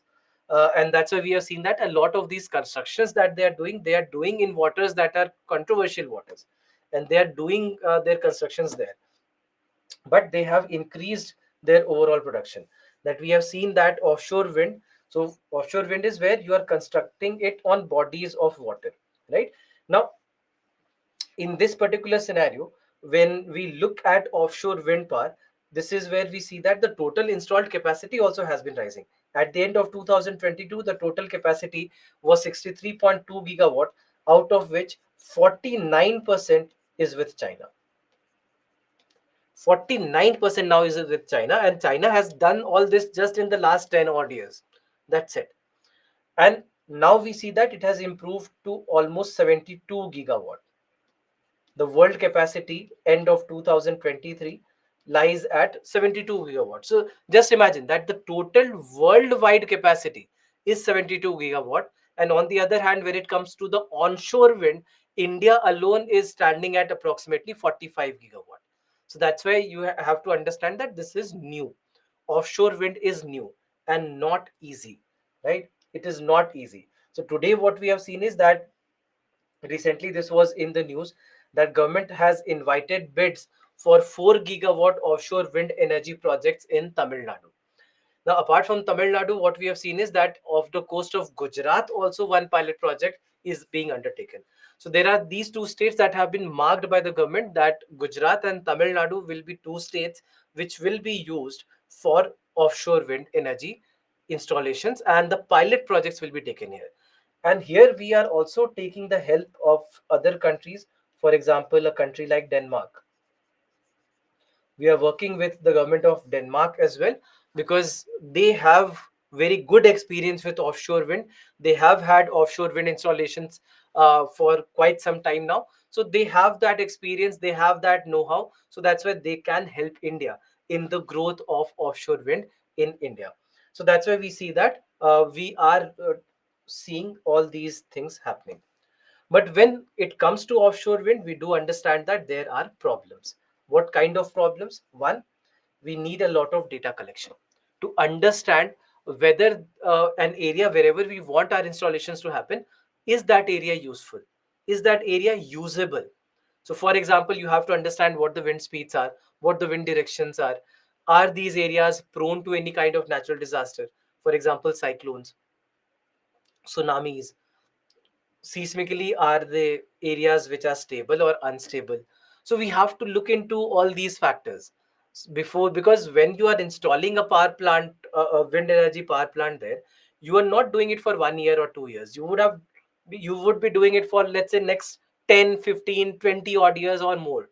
So for that you need very specific data, so that you can ensure that there is nothing that will go wrong. So that's why wind speed, direction,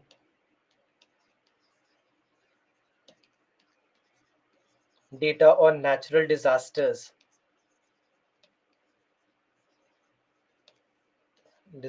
like cyclones or tsunamis, etc. So we have to take care of all that. Then a lot of investment is required. Construction is not that easy. It is going to take a lot of effort and money. And when it comes to Europe, Europe's offshore wind energy was supported over the years by incentives.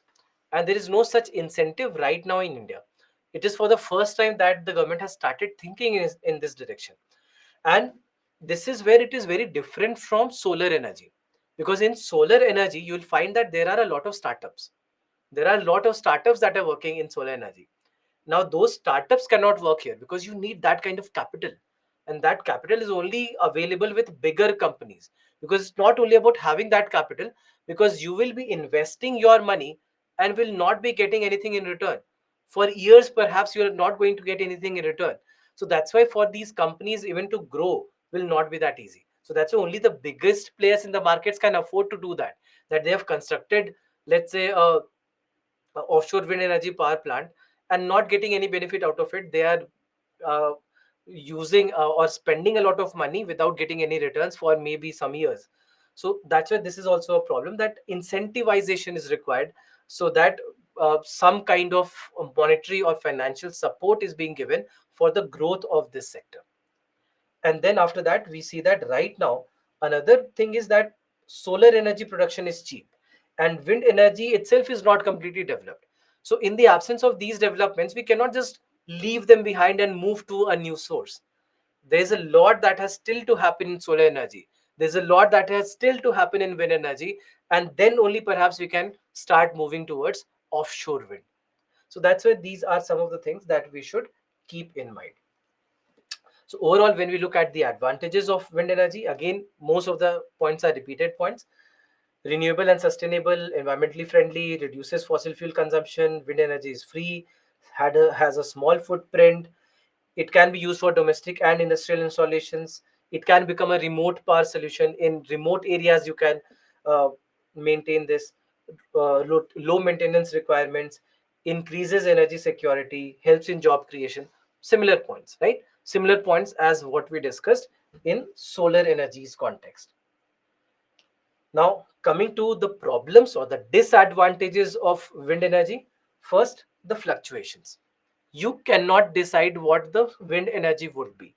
You cannot do anything about it, right? So that's why when the fluctuations happen, when the wind energy, let's say the wind speeds are not that great, less than 15 kilometers per hour, then in that case, we cannot use wind energy effectively.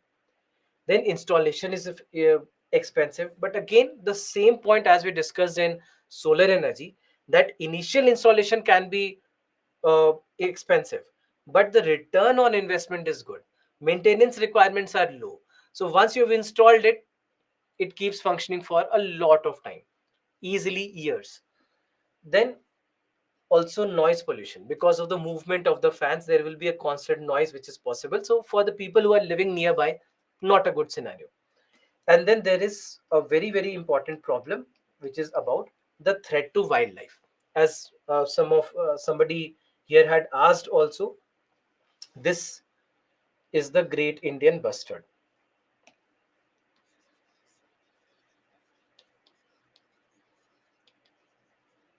This is the great Indian bustard. Now, what has happened is that there have been a couple of cases where we have seen that great Indian bustard, there has been a death also that happened of a great Indian bustard because of electrocution.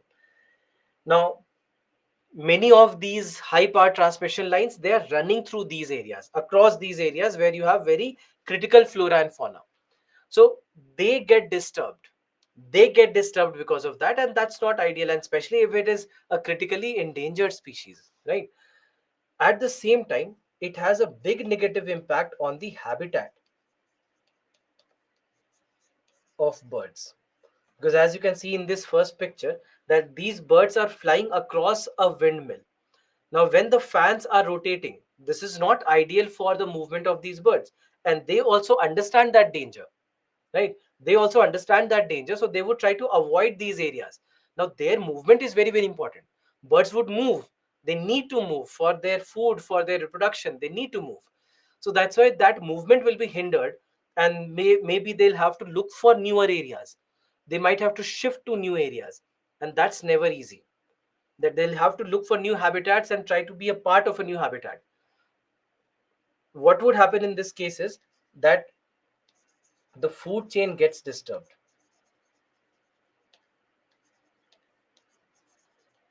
because these birds, they would go to a new area, right? They would move to a newer area, and at the same time there would be other birds or there would be other similar species that would be already living in these areas. So it's not going to be important just to shift somewhere all of a sudden. So it is going to cause a lot of problems in their original habitat as well as in the new habitat. In the original habitat, there is a missing piece in the food chain, which is always bad. And in the new habitat, there will be a competition. And in ecology, whenever you study environment and ecology, you'll study this, that competition in an ecosystem is never good, because then they would fight for resources. The species would fight for resources, which is never good in any given ecosystem. So that's why these are some of the limitations or problems with with wind energy. All right, so let's take a break here. Let's take a break. On the other side, when we come back, we'll start our discussion with geothermal energy. Any questions if you have from wind energy?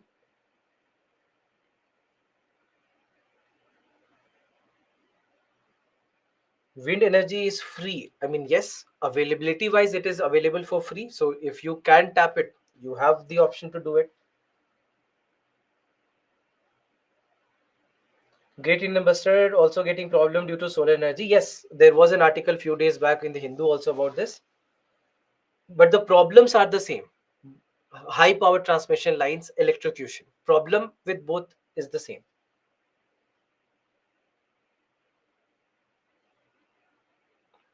If it is installed in the seas, how the movement of huge ships is possible? See, we would obviously not be doing it in the trade routes. Ocean is a big area, right? So you have enough area available, and largely it will be done in the continental shelves also. You will not be going deep down. It's not possible to do that.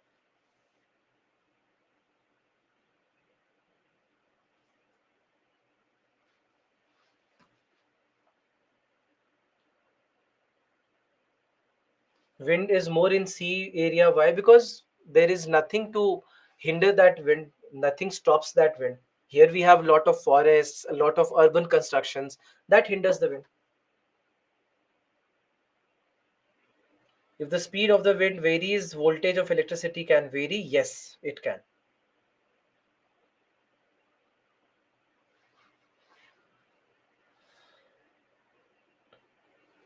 Do Himalayas have potential for wind energy? Not really, because you have a lot of hindrances in the terms of mountains, hills, and even forests. Hmm. So let's take a break here. It's 6:38. So let's be back by 6:50. Let's be back by 6:50, and then we shall continue with our discussion.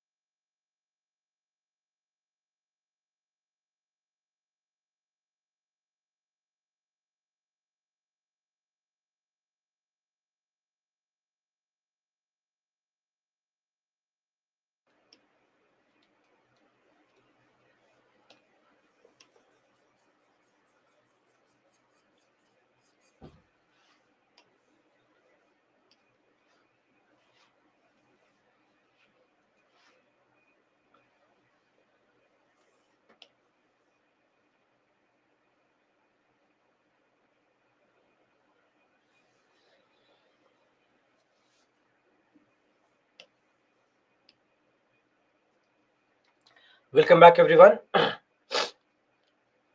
So let's now begin with our next section, and this is geothermal energy. Now, when we say geothermal, first thing is the meaning.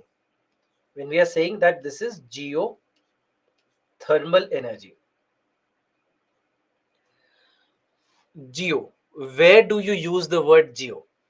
We discuss geography. So, in geography, you have this term GEO. What is geo related to? The earth. So, what do you study in geography? The study of the earth, everything related to the earth, correct? So, thermal we just discussed, that's something related to heat. So that's why when we say geothermal energy, it means that we are talking about heat from inside the earth. Heat that we can derive from inside the earth and use it as an energy source is the geothermal energy. So that's why it's simply the heat energy of the earth generated by various natural processes.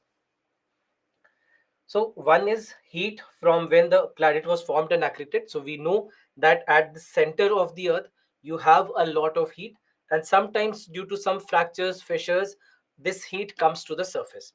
And when we use this heat, this is the geothermal energy. And secondly, they can also be generated by the decay of radioactive elements. Now we'll discuss about radioactive elements later. I mean tomorrow most probably when we are doing a discussion on nuclear energy. So, but just remember that in one way or the other, the heat that is inside the earth, if that is being used as an energy source, then we are saying that it is geothermal energy. And that's why there are a lot of geothermal reservoirs.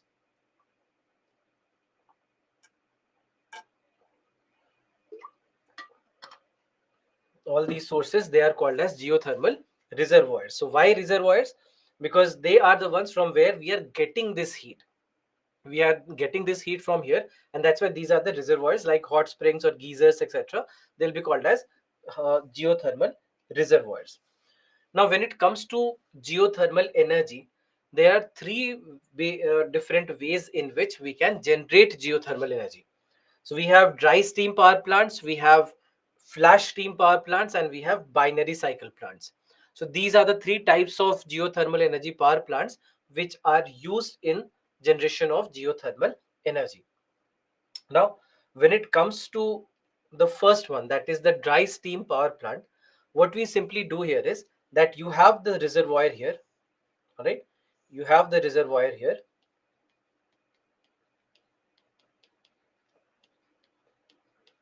So you are getting all the heat from here, right? So now what we do is that this heat will be piped directly to the turbine, and then the rotation of the turbine will happen, and rotation of turbine will lead to generation of electricity. So directly the heat that is trapped inside the earth, the heat that you have inside the earth, beneath the earth, that is being used directly. The steam that we are getting from there, that steam is being used directly, and this steam will lead to uh, the rotation of the turbines, and hence electricity production will happen. Now, in this context, when it comes to dry steam power plant, this is basically what it does: piping hot steam from underground reservoirs directly into the turbines from geothermal reservoirs, which power the generations to provide electricity. Now, the second one is a flash steam power plant. Again, you have the same reservoir here.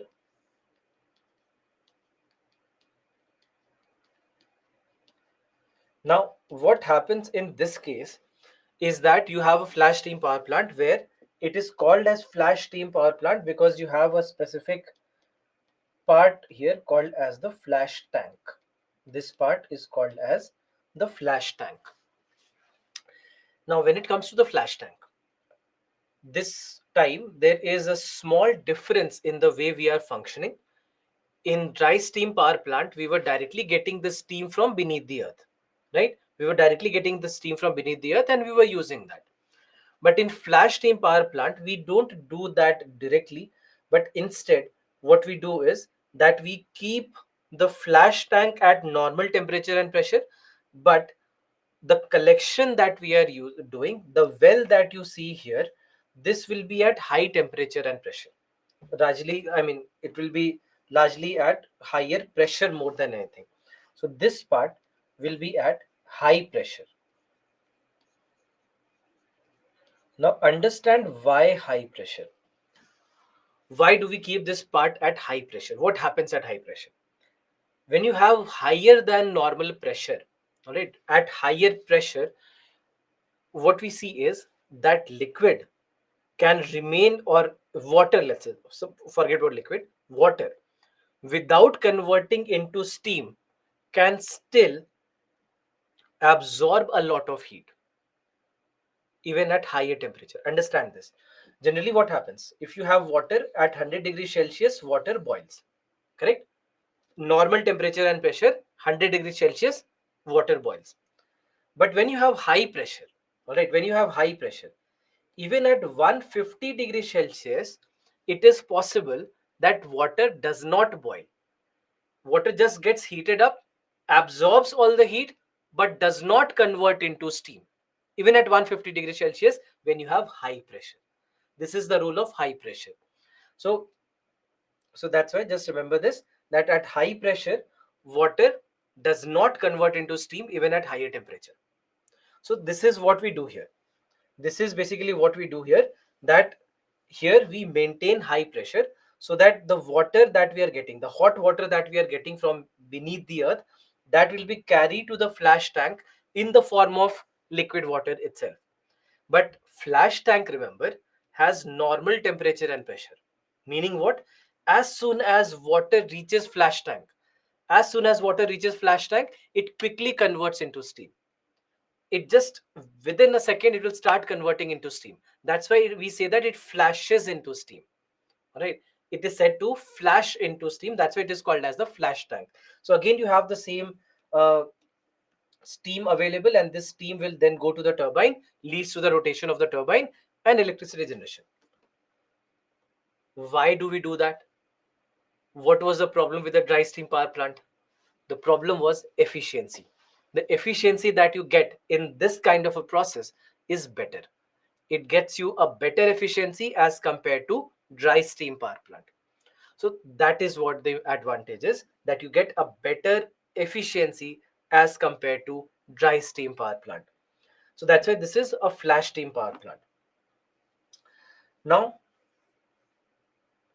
the third kind of plant, and a very unique and important plant, is the binary cycle plant. Now, in case of binary cycle plants, what we basically see is that binary cycle plants, we are saying binary cycle. Why? Because there are two parallel cycles that are running. All right, there are two parallel cycles that run, and that's why it is called as a binary cycle plant. Now, what are these two binary cycles or two parallel cycles? So again, you have the same reservoir right here.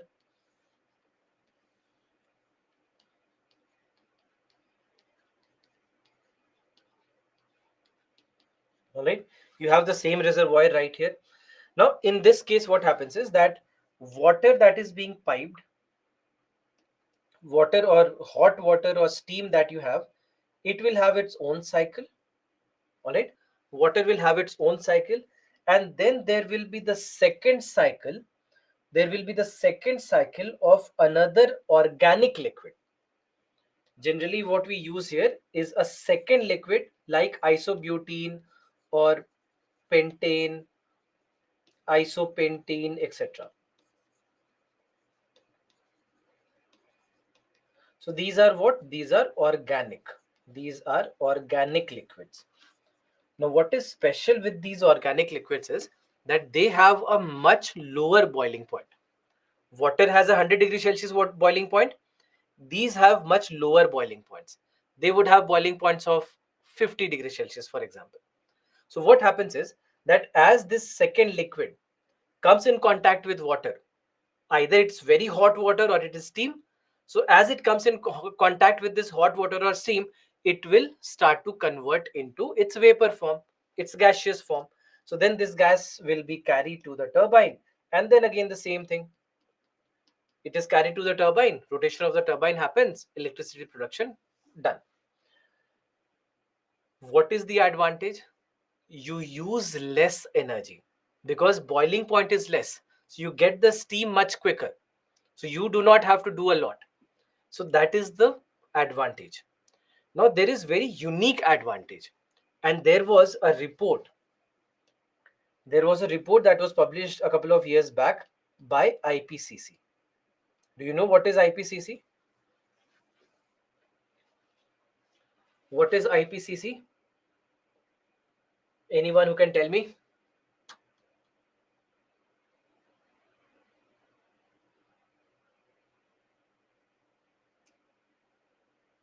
Yeah, it's a panel on climate change. Yes, Intergovernmental Panel on Climate Change, IPCC. Now, what does IPCC do? What is the role of IPCC? What is the function of IPCC?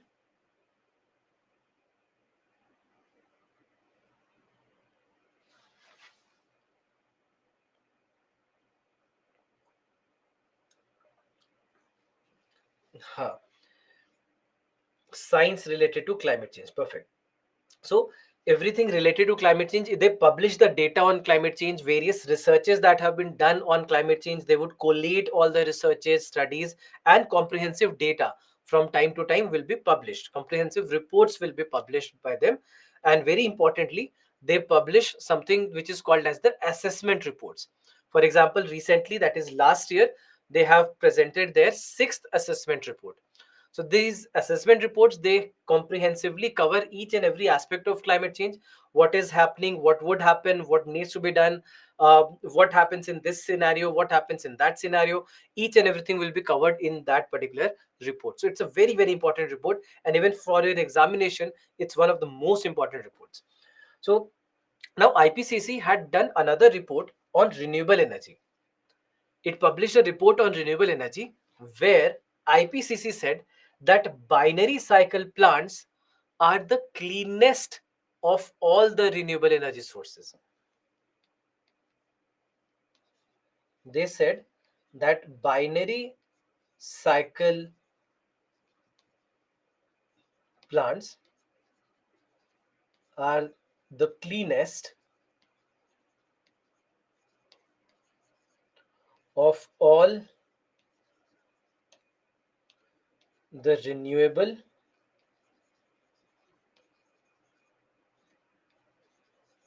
energy sources. So even not only compared to flash steam power plants or dry steam power plants, no, compared to solar energy, compared to wind energy, compared to biofuels, compared to any other renewable energy, binary cycle plants are the cleanest of all the renewable energy sources. That is why this binary cycle plant is important, because it has come out to be the cleanest of all the sources that we are using for renewable energy. Now, when you look at the situation right now in India, we basically have seen, or it has been estimated, that India has a total of 10 gigawatt potential of geothermal energy. And ONGC basically is mapping the 10 gigawatt geothermal energy potential that India has. And as you see in this map, all these different areas that you see, which have been marked in different colors, these are the areas in India which have geothermal energy potential. In total, there are a total of 340 hot springs, a total of 340 hot springs, which actually have been uh, which have been noted, which can be a major geothermal energy spot. So that's why we see that there are all these developments that are happening in the context of geothermal energy, because unlike what we discussed in case of wind energy or for solar energy, we haven't really done anything yet. All right, we haven't done anything yet which is significant in geothermal energy. We have just started certain projects. So India is estimated to produce a total of 10 gigawatt of energy. There are about 340 geothermal hot springs in the country. These have been identified by the Geological Survey of India.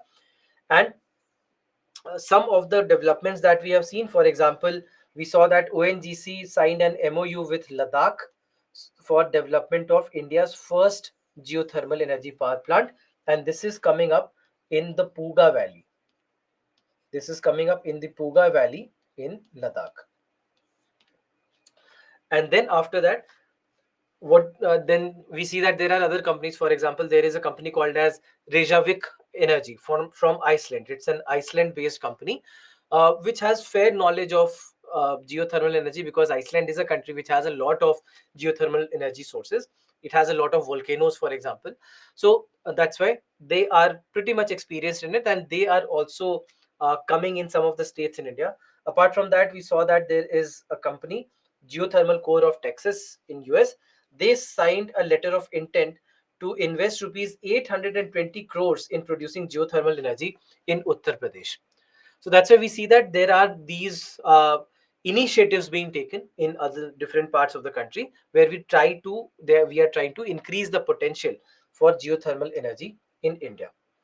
So overall, again, advantages wise, more or less the same: renewable and sustainable, environmentally friendly, constant supply. Now, this is very interesting because in both the cases, where whether we talk about solar energy or wind energy, we discussed about certain issues, that how it becomes very difficult for us to maintain a constant supply, fluctuations of wind, atmospheric conditions in terms of solar energy.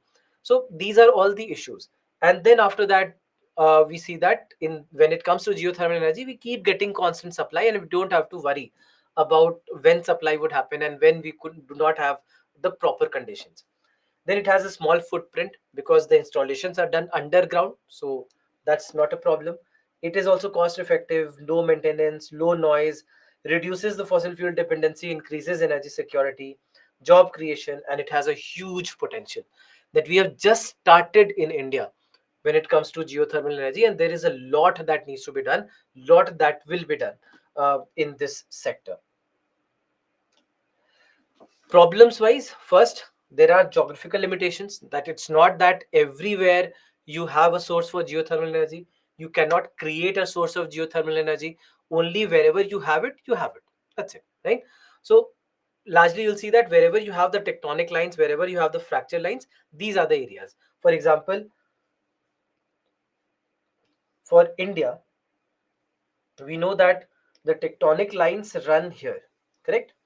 So that's why you can see that these are the areas in the country which have a better potential for geothermal energy. So that's why we have geographical limitations. Similarly, we need huge investment for a lot of research, a lot of study, and then installations. It needs a lot of investment. Then there are potential environmental impacts, that sometimes these kind of areas can be a potential for hydrogen sulfide gas, which can be a kind of air pollutant. So that's why possible environmental impacts. Then there are some sustainability concerns, that wherever we are using the geothermal energy sources, how long can we use them for? How big a resource are they? Are they capable of keep that they can keep going on and provide energy for a very long time? So these are all the things that are concerns once in a while. And then chances of seismic instability. There have been a couple of instances in Switzerland, in US, where we have seen that there were small scale earthquakes on the Richter scale just being around 3.5, 3.7, etc. So nothing to worry. But when they looked at the epicenter of that earthquake, they found that it coincided with geothermal energy power plant. So wherever we were deriving energy from, that is where it coincided from. So it could have been one of the reasons. So that's where there are all these limitations. These are some of the concerns that we have with regard to geothermal energy. Now next is bioenergy, but again, before going there, if you have any questions.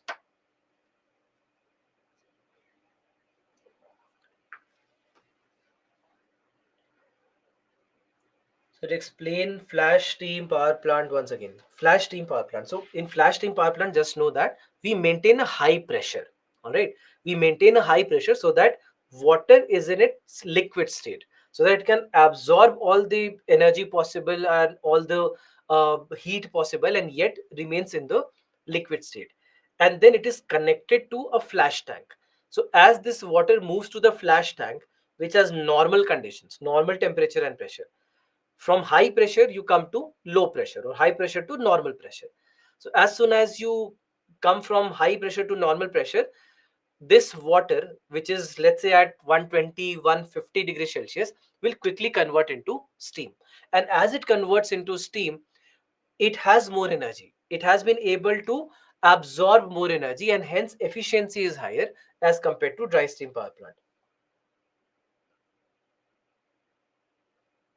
Pacific ring of fire should be potential for this, yes, and of course it is a very big source of geothermal energy.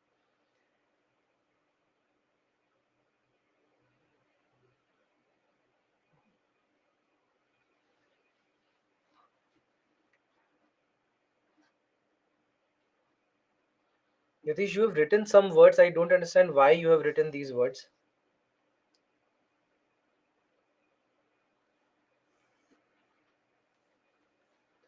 Environmental impact of geothermal, I could not understand. So environmental impact of geothermal energy basically is where we are talking about a potential air pollution related issues. That if, for example, let's say H2 hydrogen sulfide gas gets emitted out of it, so that is a potential problem that we might have from here. So that kind of an issue is where we are talking about what exactly can be a problem, a potential problem between potential problem regarding environmental issues.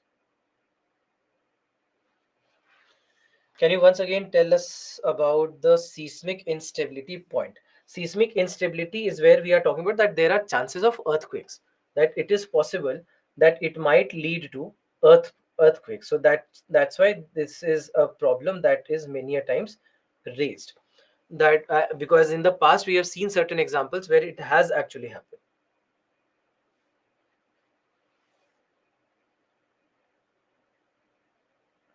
Why water should not boil at lower boiling point? Because you have higher pressure. Wherever you apply high pressure, water will absorb that heat and not convert into steam. It will only convert into steam when you have a lower pressure.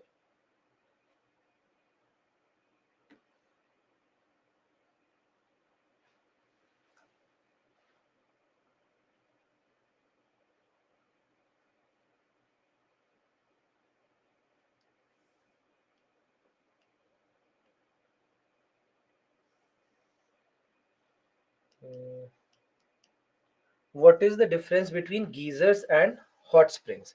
So geysers and hot springs, see, both of them, they have heated water. The basic difference that you have, hot spring will be like a continuous source of hot water, a continuous source of steam, a continuous source of heat. In case of geysers, they mostly will be like that, but sometimes they can erupt, sometimes they can throw some water as well. That's the basic difference between geysers and hot springs.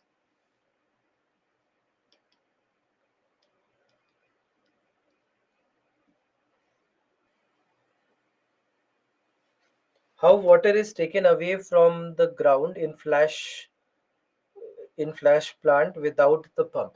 Because already there is a lot of pressure being exerted, and that's why this water has come to the surface. So it's easy for that water because it already has that pressure that it can take.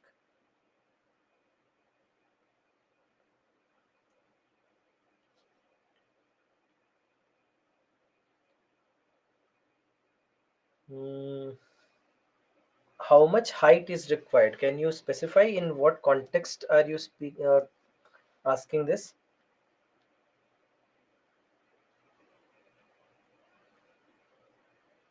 Assessment report published every year? No, not every year. It actually takes a lot of time for them to come out with an assessment report. For example, sixth assessment report came out in 2022-23, September October 22 onwards, until I think April 2023. In parts they released it.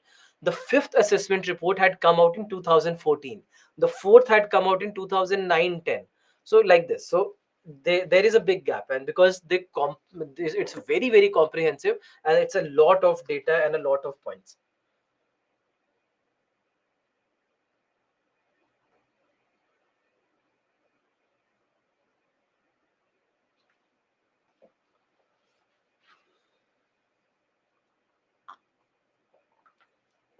Does geothermal extraction lead to methane emission? Not that we have seen until now. What type of means questions asked from this topic haven't been asked yet, can be potentially asked about everything that we have discussed. That what is geothermal energy, what are the advantages, how do we use it, how do we produce it, anything can be asked.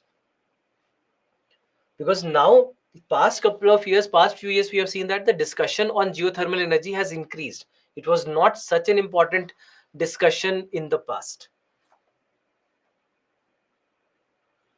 Is it okay if there is a geothermal energy plant in the Buga Valley? Will it affect the people over there? It will not affect the people. It is actually beneficial for them because it will help in generation of 2 megawatt electricity there, and that will provide electricity in that region, because otherwise this region is completely dependent only on solar energy. So it's an advantage for the people there.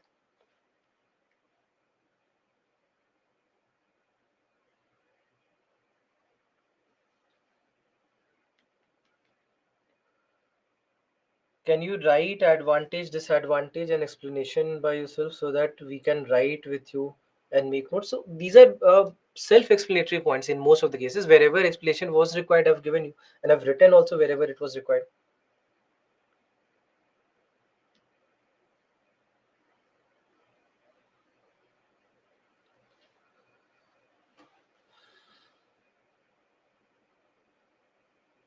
For taking the steam from the earth, how much height is required? It completely depends on the source. There is no specification as such.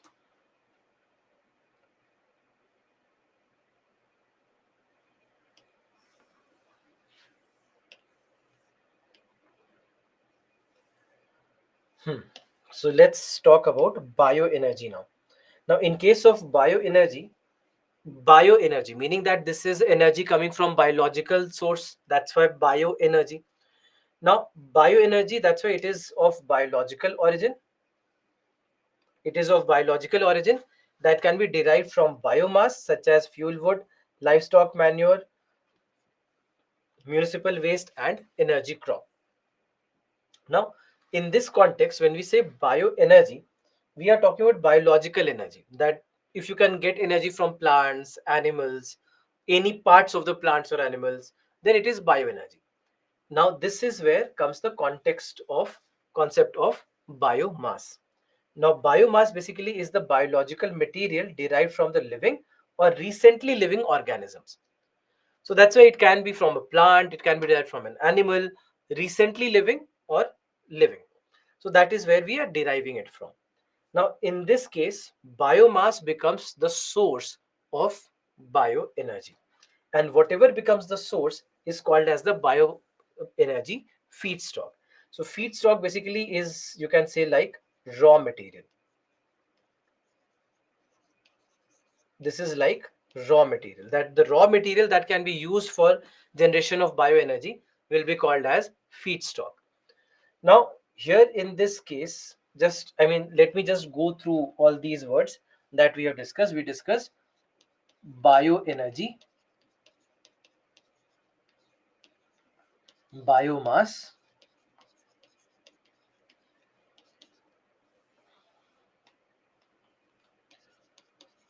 feedstock. Now you see biofuel. And there is another term that we saw on the first page, that is energy crops. So just understand these words, because these words in the context of biofuels are very important. So first we are saying bioenergy. What is bioenergy? Bioenergy meaning energy of biological origin. So that's why here this is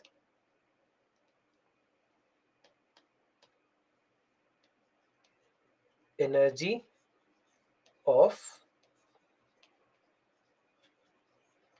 biological origin. So this is bioenergy. Then we discussed biomass. So what is biomass? Biomass is, you can say, nothing but biological material. That's it.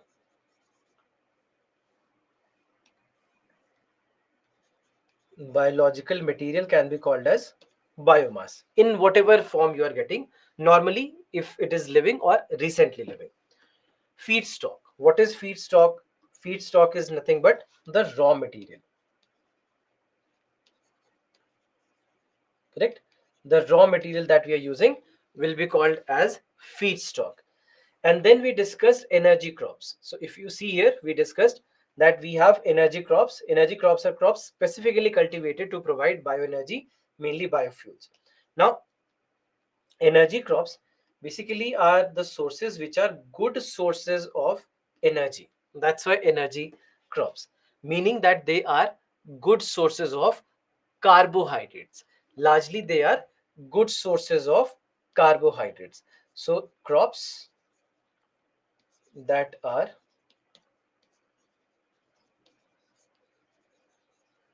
good sources of carbohydrates.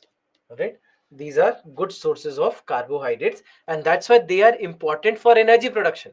Because carbohydrate is what? Carbohydrate is a kind of nutrient that your body needs for giving you energy, right? You get energy from carbohydrates and fats. So that's why any crop that has carbohydrates also becomes a potential for getting biofuel. So now what are biofuels? The ultimate question. So biofuels are the fuels which are of biological origin. These are hydrocarbon based fuel of biological origin. But then you can say that then same was petroleum. Petroleum also we said the same thing, that these are hydrocarbon based fuel. Can you tell me? It's a very simple question. Can you tell me what is the basic difference, or rather the most important difference between biofuel and a fossil fuel like petroleum? So, what is the most important difference between biofuels and fossil fuels? Ravi, correct? Shimna, correct?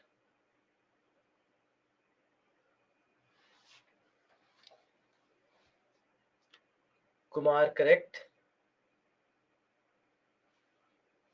So, yes, there are other answers which are correct in the context of difference between biofuel and a fossil fuel. But a very, very important point, what differentiates them? The most important point is time. Time. Because when it comes to a fossil fuel, we discussed that petroleum generation takes up to 250 million years. In coal, it takes 300 to 350 million years, whereas biofuels, short period of time, days, weeks, or months. So they are produced within weeks, they are produced within months, whereas petroleum is getting produced in 250 million years. There's no comparison. So that's why the most important point of differentiation between fossil fuel versus biofuel is time. So hydrocarbon based fuel produced from organic matter in a short period of time is called as biofuel. Now, in case of biofuel, we see that there are different types of biofuel. We have bioethanol, we have biodiesel, we have biogas. So we'll discuss about all of these in detail. But before that, one concept which is very, very crucial in understanding of biofuel is about the generations. The generations of biofuel. So we divide biofuels into four generations: first, second, third, and fourth. So just understand, try to understand what are these four generations. First generation biofuel. First generation biofuel is the biofuel which is based on food crops. So these are food crops based.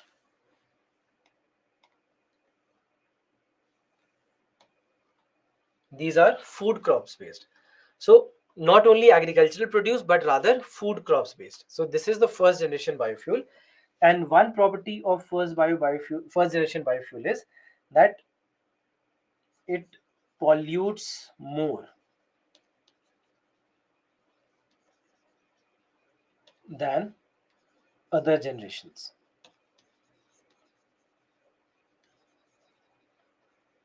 Now, see, of course, the fact is that pollution compared to fossil fuel is very less.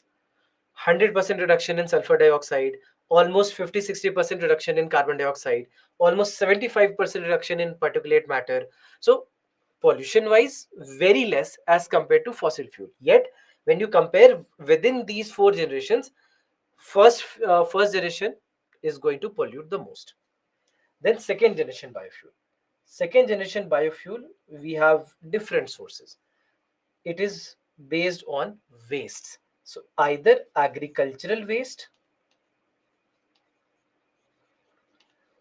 or municipal waste. So agricultural wastes or municipal waste. So they are based on these wastes. So even for them, we can say that they pollute more than third or the fourth generations. And one more thing, that they are also called as advanced biofuel.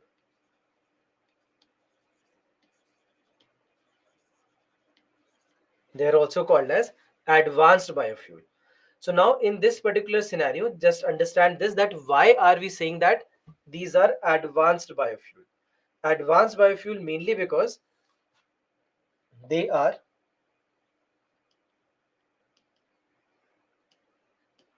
difficult to produce. Because a natural question that you might have asked next is that if we can get biofuel from agricultural or municipal waste, why do we use food crops? We should get away from food crops and only use the agricultural waste. What can be better than that? But the problem is getting biofuel out of these resources is not that easy, and that's why they are called as advanced biofuel. Then comes the third generation. Now the third generation biofuel is largely algae based. These are algae based biofuel. Now being algae based has its own advantages. That first thing, it pollutes less.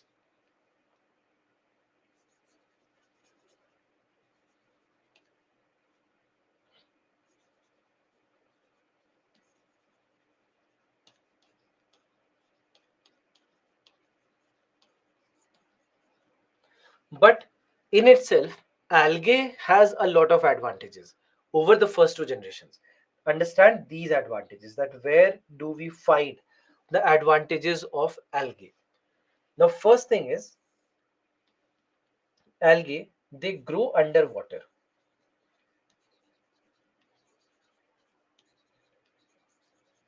right? Algae grow underwater. Now, because they grow underwater, the fight for land, right, or the competition for resources is not there. Otherwise, what's happening, because you are using agricultural produce in the first generation, let's say, so then what happens, there is a competition for resources, that do you want to grow the crops for food, do you want to grow the crops for fuel, right? This is a competition. So you have the same agricultural land, it's not that you can just get new agricultural land. So that is a problem. So here they grow underwater, so they don't worry about the resource problem. So that is one very, very important advantage. Then second, they grow faster. They grow within 1 or 2 weeks.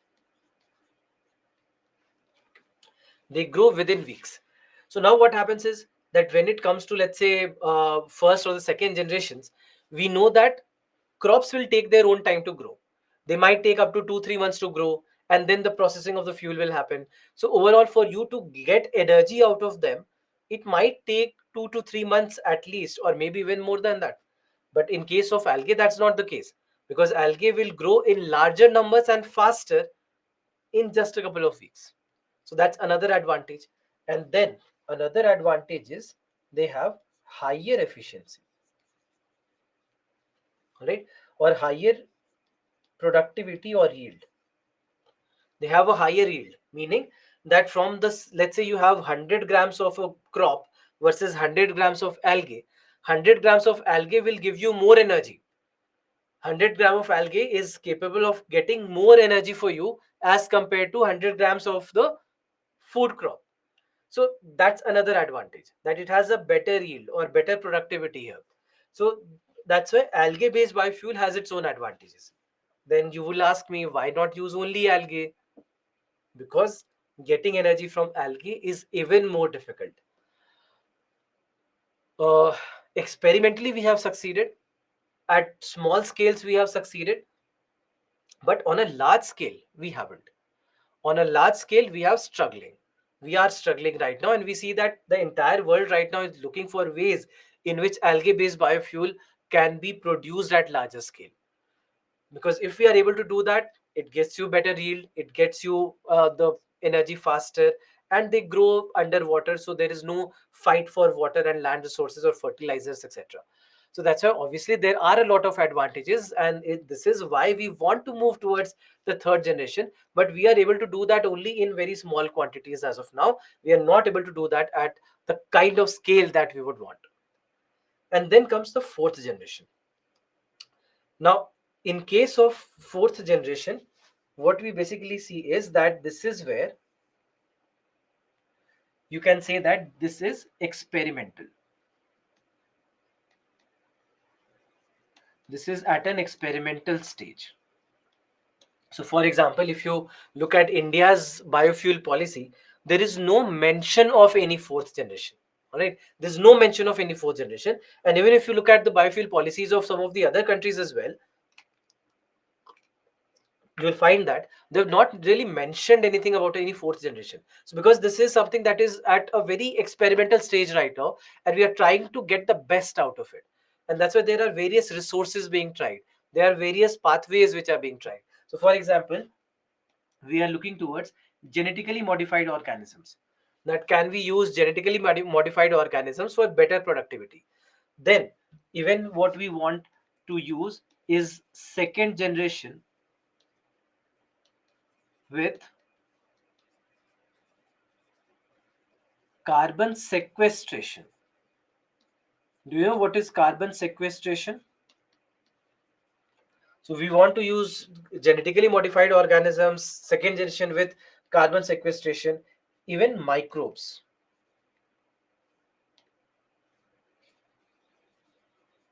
Even microbes. So all these things are being tried. So carbon sequestration. Do you know what is carbon sequestration? Yes, Pooja, you are correct. Anyone else who can give me the answer quickly? Yes, Aditya, you are correct.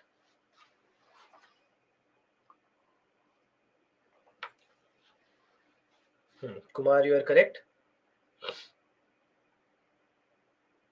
Shimna, you are correct. So when we say carbon sequestration, it is capturing and storing. It is basically where we carbon sequestration is to capture and store carbon dioxide.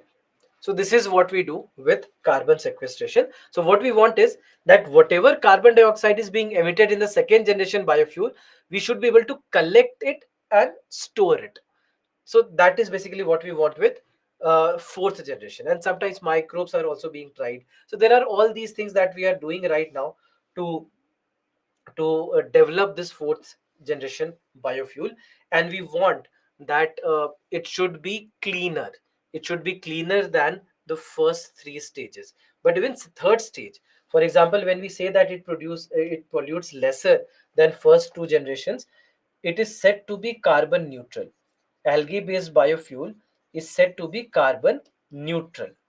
So carbon neutral meaning that whatever be the amount of carbon dioxide being emitted is equal to the amount of carbon dioxide that is emitted, which is absorbed in the process of this entire system. So it does not uh, emit any extra carbon dioxide into the atmosphere. So this is what we mean by being carbon neutral. All right, so carbon neutral. So that's why being carbon neutral means that no extra carbon dioxide is emitted. No extra carbon dioxide is emitted. So that is basically what it means by being carbon neutral. So this is how we define the various generations of biofuel. All right, these are the various generations of biofuel. Now, in the context of biofuel, what we know is that there are three important types of biofuel. First two being biodiesel and bioethanol. Now, biodiesel is largely produced from oil seeds. Largely produced from oil seeds. So oil seeds will undergo esterification, and esterification will get you biodiesel. So that's why biodiesel is produced from oil seeds. So sunflower oil or any seed that can produce oil. So from there we can get biodiesel, and this biodiesel either can be blended with, or it can be used to replace diesel altogether. And then on the other hand, we have sugar beet, sugar cane, uh, corn, etc. All the energy crops.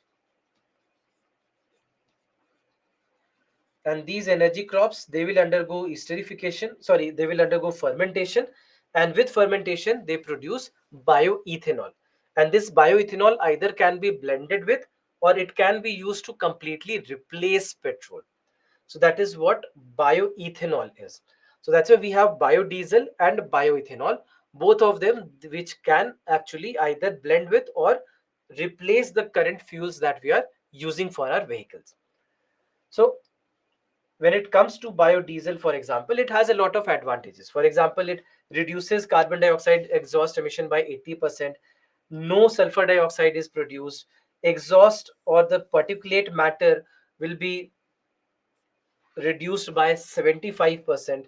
So so when it comes to the when it comes to the pollution related parameters, we see that there is a drastic reduction there, correct? At the same time, it is much less dangerous to put in vehicle fuel tank also, because its flash point is at 150 degrees Celsius, that it catches fire or it can start combustion at 150 degrees Celsius instead of 70 degrees Celsius, which is the case of petroleum diesel. So it will not catch fire as easily as our normal petroleum diesel. Another advantage. Then after that, we see that they also provide significant lubricity, meaning that with right additives, they are good for engines, they are better for engines as compared to petroleum diesel. So that's why there are all these advantages, and not only in terms of pollution, but otherwise also we see that there are advantages of biodiesel. Now, when it comes to biodiesel, there is one specific case of biodiesel, and that is where we produce biodiesel from jatropha. Now, jatropha is a specific plant from where the seeds of jatropha, there are these fruits, as you can see, that there are these fruits of jatropha, and there are seeds inside, and these seeds can also be used for biodiesel production. Now, with jatropha, why specifically are we discussing jatropha? Because India had huge plans for jatropha. We had big plans for jatropha, and we thought that jatropha was the answer for all our biodiesel needs. So initially, that's why you'll see that there were a lot of excitement about jatropha.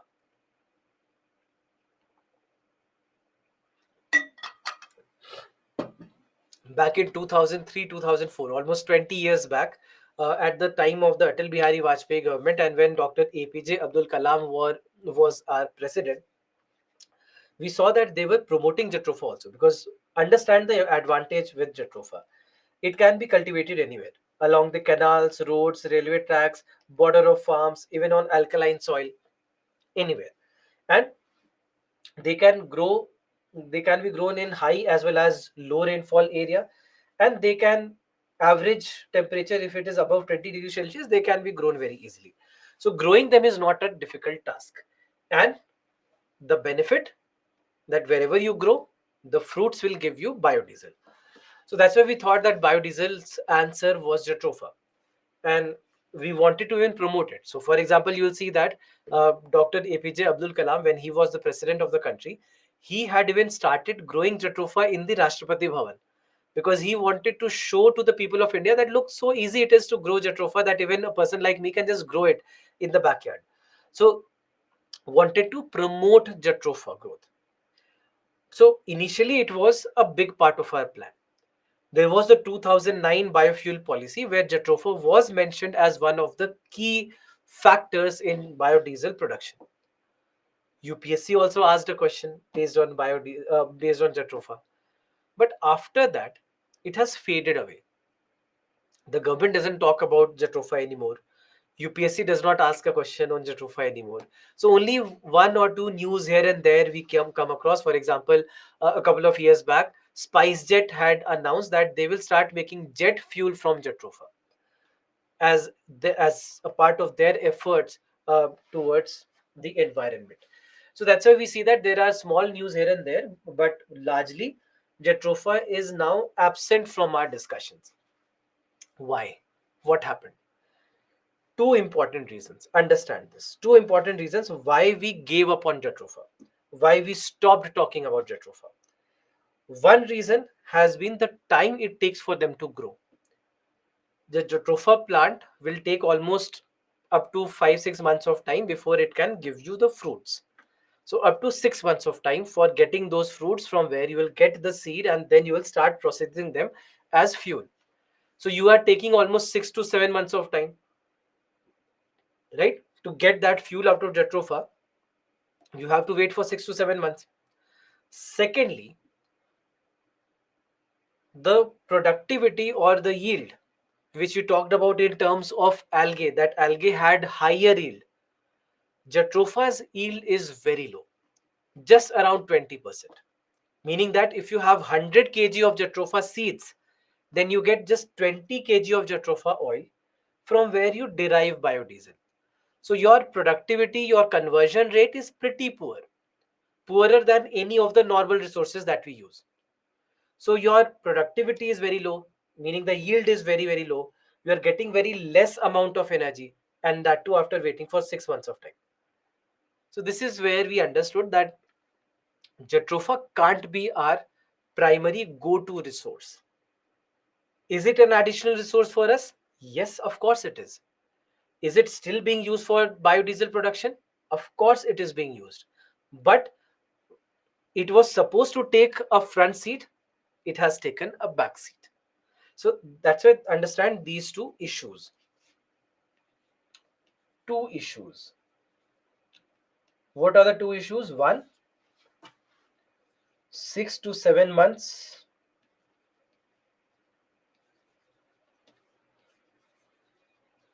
for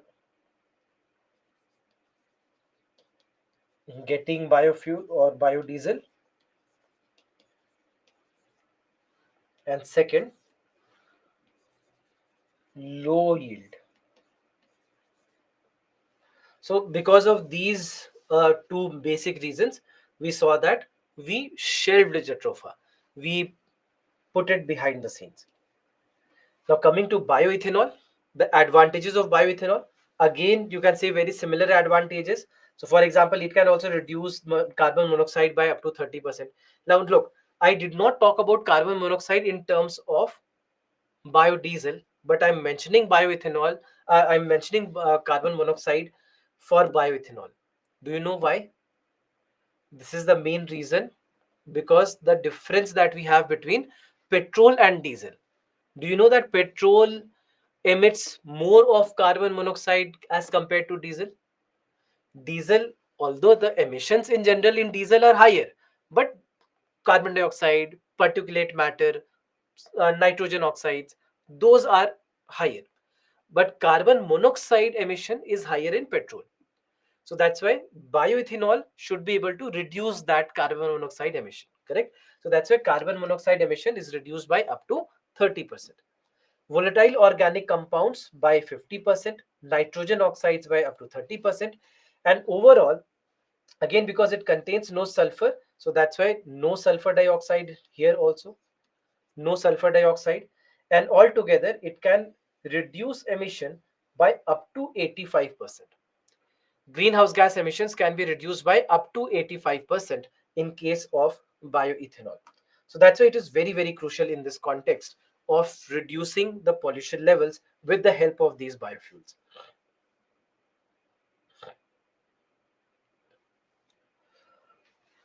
Uh, Before we go to biogas, I think because it will take time, I want to give you one question. Read this question, please.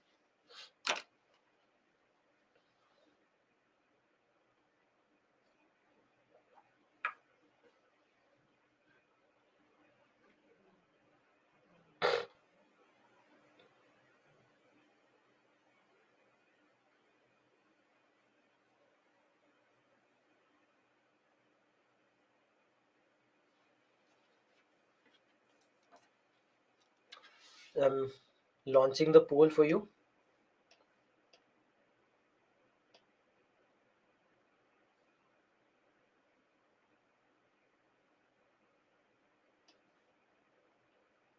Please mark your answers. It's an easy question.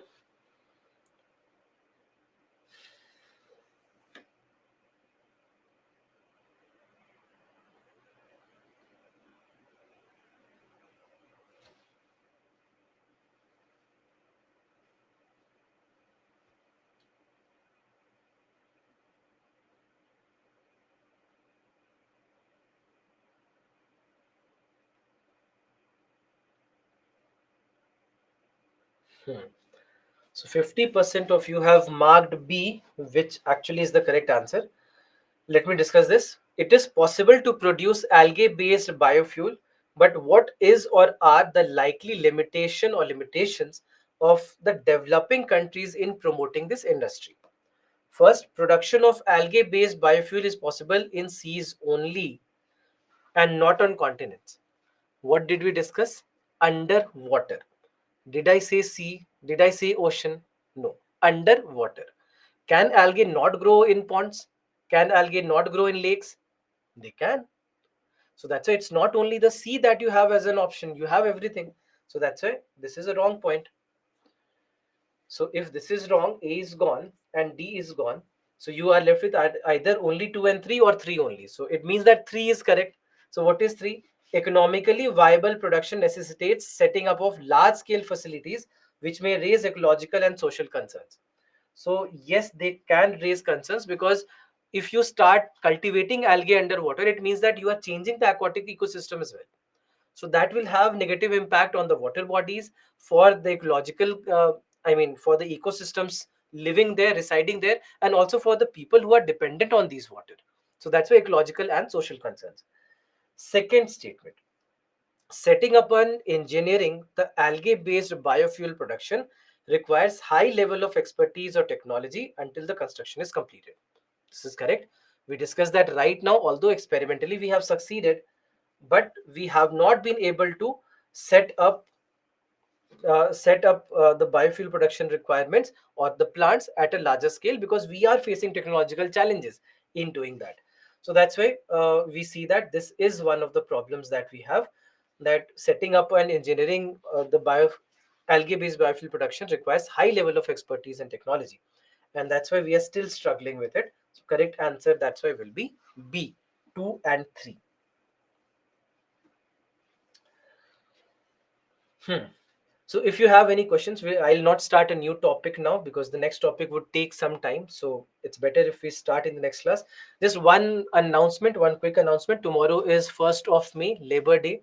And on account of that, we would have a holiday. Our offices, etc., are completely closed.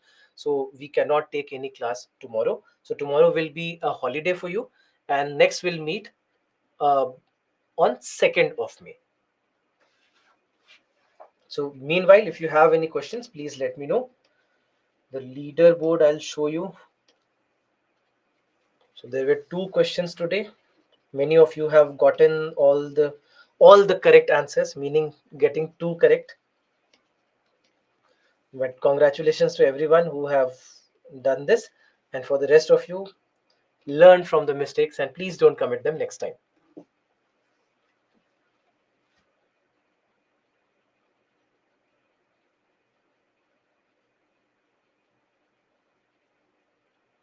Brazil highest use. Yes, Brazil, because Brazil also has a huge production of sugarcane, etc. And that's why they have a higher production of bioethanol. Could you repeat once more why carbon monoxide in bioethanol? Because see, carbon monoxide emission is a major problem with petrol and not with diesel. So that's why bioethanol has to solve the problem of carbon monoxide emission more than biodiesel. Correct? Because biodiesel is for blending with diesel, and diesel doesn't produce a lot of carbon monoxide, but the petrol produces a lot of carbon monoxide. So that's why bioethanol blending should be able to decrease that emission. That's why. Can we do it in wetlands too? Yes, of course we can. Is it required to make current affairs notes? You should avoid, because it takes a lot of time for very little output. Try to use the PDFs, try to use online notes, try to make, let's say, folders, etc., in your mobile phone, laptop, wherever, so that you can revise from there. But making notes has no harm. If you have, again, it's all about time. That if you have that 1 extra hour, do that. Making notes is always better. But just that if time is a crucial factor, then you should do something else about it.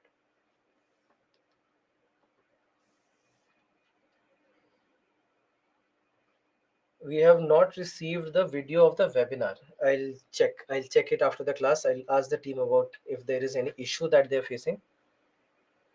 Which class NCRT should we read for today's topic? No, today's topic is not related to any NCRT books. It's a completely different topic altogether. Read NCRTs separately. Just read NCRTs and be prepared, because that will help you in any way. So that's why 6 to 8 NCRTs.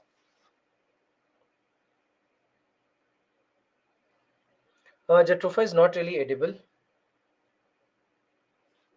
We don't eat it. What is GMO? GMO basically is genetically modified organism. That when we are making certain genetic changes in any plant, animal, or microorganism, that is genetically modified organism. GMO.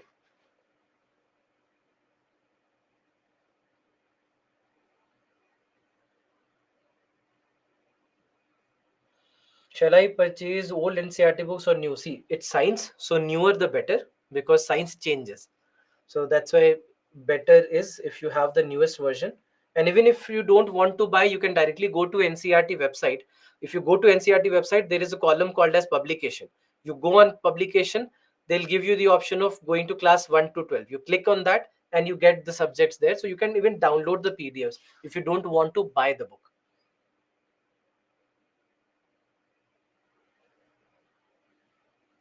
Live classes content enough for UPSC exam? I would hope so. I'm covering everything possible from the perspective of your examination. So that's why I keep telling that apart from whatever I'm doing in the classroom, just focus and complement it with current affairs, and no need to go anywhere else. NCRT of which subject? Which subject are we preparing for? Science.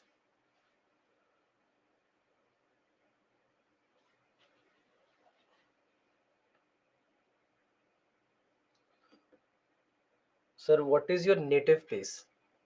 Whenever this kind of question is asked, I remember Chak De India, where Shah Rukh Khan tells every player in the hockey team that remember that you are from INDA, India. So always remember that. That comes first, then comes your native place. But if you really want to know, I am from Ranchi, Jharkhand.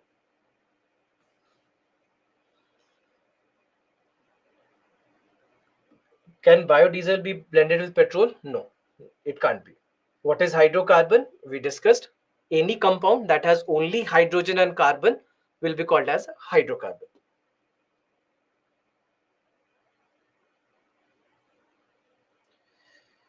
Class is over. Yeah, class is done. Only I am just looking at all the doubts that I get.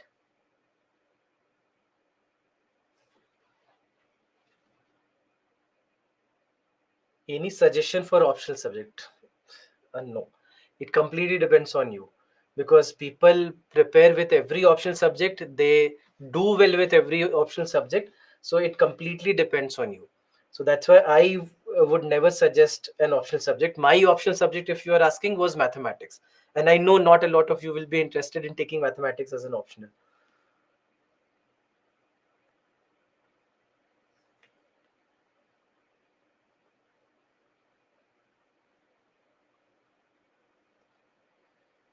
NCRT books 8, 9, 10, 11, 12, or all other standards. See, as I told you, class 6th, 7th, and 8th. Just focus on these three. Where can we download NCERTs from? As I told you, we can download it. You just go to NCERT website, ncert.nic.in. This is the website, ncert.nic.in. So this is the website. You go here and you'll find one area on the right side called as publication. So you go to publications, and inside that you'll find all the NCERTs downloadable.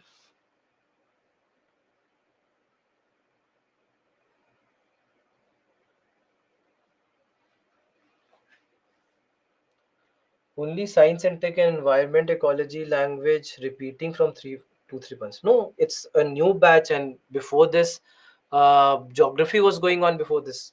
Please don't say all these things.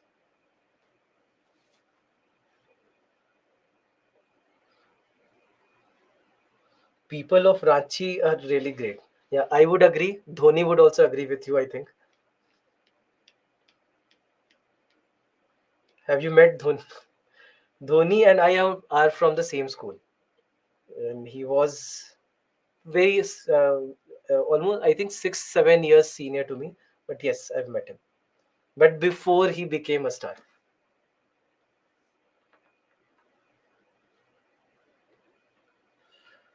My civil services preparation, or you can say the journey, was over almost 11 years back. When I was preparing, I mean, more than the journey, I mean, that's irrelevant for you now. I'll tell you about a mistake, a big mistake that I did that I should not have done, and that was changing optional subject. And unfortunately, this is something that a lot of people do. Either the first optional subject they think was not good enough, or the second was actually not good and the first one was good. In my case, the first option subject that I had was a good optional subject, and I should have stuck to it, and that was mathematics. I was good with it, I was doing well with it, but everybody around me kept telling that you will never qualify the exam if you keep continuing with mathematics optional. And I listened to everyone, and then I changed my optional subject. And I'll not take the name of the other optional subject, because then you will feel that that optional subject is bad. The other optional subject was bad for me. It is not going to be bad for you or anybody else. Just that this was a mistake. I should not have done that. I should have done more with my previous optional subject itself. So it is something that you should learn, because otherwise it was going well, but this is something that toppled me. Today I read class 6th NCERT. It contains very basic things. Yes, of course. I mean, class 6, 7th, and 8 has nothing beyond what is incomprehensible. So that's why it's very easy to read. And only here and there in some of the chapters you will take some time. Otherwise, it's a cakewalk. But do that. Still do that.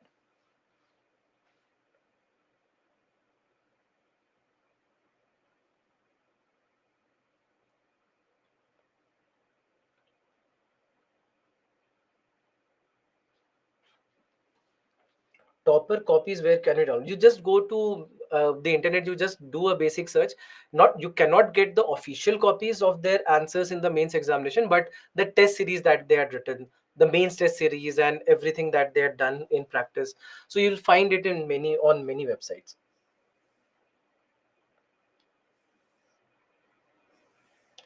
So let's end the class here.